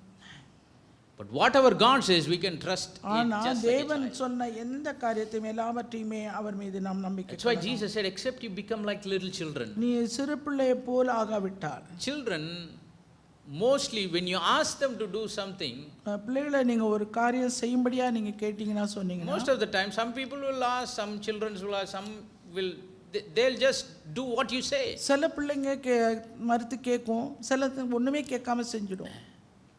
Because the child loves the person that is telling ஏனென்றால் what to do, where to do, how to do. சொல்லுகிற நபர் என்ன செய்ய சொன்னார், எப்படி செய்ய சொன்னார் என்கிறத எதன்படியா அந்த நபரை அவர் நேசிக்கிறதுனால அந்த And குழந்தை because the child loves the person, it believes the person unconditionally. அந்த நபரை அது நேசிக்கிறதுனாலும் நிபந்தனையற்ற அன்பை அதுக்கு கொடுக்கிறதுனாலும், And because it is believing unconditionally what the elder say, it just goes and does what it. அவர் சொல்லுகிற காரியத்தை What has been told. நிபந்தனையற்ற விசுவாசிக்கிறதுனால அவர் என்னெல்லாம் சொல்றாரோ அதை உடனடியாக அது செய்யக்கூடியதா இருக்கிறது. Praise the name of the living God. Amen. We all have the ability to believe. நாம் எல்லாருக்கும் விசுவாசிக்கக்கூடிய ஆற்றல் திறன் உண்டு. It's not a rocket science. இது வந்து ராக்கெட் சயின்ஸ் If அல்ல. we are born again by the incorruptible seed of God's word, அவருடைய அழிவில்லாத வித்தாய் அவருடைய வார்த்தையினாலே நாம் மறுபடியும் பிறந்திருப்போம். God has given us a spiritual sense called faith that comes from above. மேலிருந்து வருகிற அந்த ஆவிக்குரிய திறனாகிய அந்த விசுவாசத்தை அவர் நமக்கு It's கொடுக்கிறார். not a worldly faith. அது வந்து உலகத்தை குறித்த விசுவாசம் It's அல்ல. a godly faith. அது தேவனுக்குரிய It is விசுவாசம். not a carnal faith. இது மாம்சத்துக்குரிய It is விசுவாசம் a அல்ல. spiritual faith. அது ஆவிக்குரிய விசுவாசம். How much more we have to believe what he says. அவர் சொல்லுகிறதை நாம் விசுவாசிக்க எவ்வளவு அதிகமாய் செய்ய And வேண்டும். if he says it, அவ்விதமாய் அவர் சொல்லும்போது செய்யும்போது, if we believe what he says, அவர் சொல்லுகிறதை நாம் விசுவாசிக்கும் போது we won't have any problems carrying it out. நமக்குள்ளே எந்த ஒரு பிரச்சனையும் நாம் தூக்கி கொண்டு வர முடியாது. அதன்படி செய்ய நமக்கு எந்த பிரச்சனையும் இருக்காது. If he says it and we believe it, அவர் சொன்னதின்படியா நாம் believe விசுவாசித்து it with செய்யும்போது, all of our heart, நம்முடைய முழு இதயத்தோடு விசுவாசித்து செய்யும்போது செய்யறதுக்கு எந்த தடையுமே வராது. Living by the word will become a free flowing skill in our life. நம்முடைய வாழ்க்கையிலே வார்த்தையின்படியாய் பிழைப்பது வாழ்வது என்பது அது சுலபமாக வெளிப்படக்கூடிய ஒரு காரியமாய் That's the design of God. அதுதான் தேவன் நம்மை உருவாக்கின ஒரு உருவம். Remember the example that I gave you a few weeks before. சில வாரங்களுக்கு முன்பாய் சொன்ன அந்த உதாரணத்தை கொஞ்சம் நினைத்துக் கொள்ளுங்க. About the fan. ஃபேனை பற்றி சொன்னேன். The fan சுத்துது, கஷ்டப்பட்டா சுத்துது. ஹலோ, ஈஸியாக சுவிட்சை தட்டின ஒன்று என்ன பண்ணுது, சுத்துது. அதுக்கெல்லாம் தலை சுத்தலை. நம்மளுக்கு தான் நிறைய வாட்டி தலை சுத்தலாம் வருது. ஏன்? அது மாதிரி அதை வடிவமைச்சிருக்காங்க. The fan has been designed in such a way that it can spin so easily. இது சுலபமாக சுற்றக்கூடிய நிலைக்கு அதை வடிவமைத்திருக்கிறார். Same way, if you are born again by the incorruptible seed அதே of God's போலவே அழிவில்லாத வித்தாகருடைய வார்த்தையினாலே நாம் மறுபடியும் பிறந்திருக்கும். and growing by the details that are recorded in this original seed, இந்த ஒரிஜினல் வார்த்தையிலே சொல்லப்பட்டிருக்கிற அந்த வார்த்தையின்படியாய் நாம் வளரும், believing every word that proceeds out of the mouth of God. அவருடைய வாயிலிருந்து புறப்பட்டு வருகிற ஒவ்வொரு வார்த்தையும் It's விசுவாசிக்கும். the design of God for our Christian life. நம்முடைய கிறிஸ்தவ வாழ்க்கைக்கு தேவன் அமைத்த வடிவம். And living by this word is easy. இந்த வார்த்தையின்படியாய் பிழைப்பது வாழ்வது சுலபம். Though challenges may come, difficulties may come. சவால்கள் நமக்கு நேராய் வரலாம், Yes, கஷ்டங்கள் the நமக்கு scriptures நேராய் talks வரலாம். about the afflictions and the persecutions that come for the sake of the word. வசனத்து நிமித்தமாய் உபத்திரமும் துன்பம் வரும் என்று வேதவசனம் But சொல்லுகிறது. if we are living by faith, ஆனால் விசுவாசத்தின்படியாய் நாம் பிழைக்கும்போது, if our life in Christ have been perfectly fixed into God's design of our நம்முடைய Christian life, வாழ்க்கையானது விசுவாச வாழ்க்கையானது தேவன் அமைத்திருக்கிற அந்த வார்த்தையின்படியாய் அது சரியாக இசைந்திருக்கும் போது, the problems we face, நாம் it சந்திக்கிற will not look like பிரச்சனைகள், problems. அது பிரச்சனையாவே நம்ம பார்க்க The மாட்டோம். persecutions and the afflictions that we உபத்திரமும் face, துன்பம் நாம் சந்திக்கிற காரியங்கள், it will not be a nonsense for us. அது நமக்கு ஒரு கஷ்டமான ஒரு காரியமாக இருக்கு. Those things will not be trials, they will be trophies. அது நமக்கு ஒரு சோதனையா இருக்காது, நாம் பங்கு பெற்றுக்கொண்ட ஒரு பரிசு பொருளாக இருக்கும். Apostle Paul once wrote and he said what he said. அப்போஸ்தலனாகிய பவுல் ஒரு இடத்துல எழுதி He இருக்கிறார். said, I bear in my body the marks of Christ. நான் கிறிஸ்துவின் அச்சடையாளங்களை என் சரீரத்திலே நான் தரித்திருக்கிறேன். பாருப்பா அஷ்டாங்கப்பா வீங்கிடுச்சுப்பா அவர் என்ன சொல்றாரு, அதை வந்து நான் பெரிய மெடல் குத்துன மாதிரி என்ன பண்ணியிருக்கேன், I bear in my body the marks of Christ. கிறிஸ்துவினுடைய அடையாளங்களை என்னுடைய சரீரத்திலே நான் தரித்திருக்கிறேன். Everything that I suffered for the sake of Christ, கிறிஸ்துவின் நிமித்தம் நாம் என்னக்கெல்லாம் நான் for the sake of this word, இந்த வார்த்தை நிமித்தம் for the sake of the ministry of the kingdom of God, தேவனுடைய ராஜ்யத்தின் ஊழியத்துக்காய் நான் பட்ட whatever I suffered for the sake of the truth, சத்தியத்துக்காய் நான் பட்ட அந்த I பாடுகள் bear those scars as a mark. அது கிறிஸ்துவினுடைய அடையாளங்களை என்னுடைய சரீரத்திலே நான் அந்த அடையாளத்தை அவர் என்னன்னு சொல்றாரு, மார்க்ஸ் ஆஃப் கிரைஸ்ட், கிறிஸ்துவின் அடையாளம், இயேசுவினுடைய அச்சடையாளம். எப்போ அவன் அடிச்சு இந்த என்ன சொல்றது, இந்த காயம் வந்துருச்சுன்னு சொல்லல, இது என்னன்னு சொல்றாரு, இயேசுவினுடைய அச்சடையாளம், கிறிஸ்துவின் அச்சடையாளம். Praise the name of the living God. Why? Because Paul lived his life in God's design. தேவனுடைய வடிவத்தின்படியாய் பவுல் தன் வாழ்க்கையை வாழ்ந்தார். We'll continue more about the design of our life as a believer. ஒரு விசுவாசி என்கிற நிலையிலே நம்முடைய வாழ்க்கையின் வடிவம் எப்படி என்பதை குறித்த காரியத்தை நாம் பார்க்கலாம் தொடர்ந்து. Let us all stand. நாம் யாவரும் எழுந்து நிற்போம்.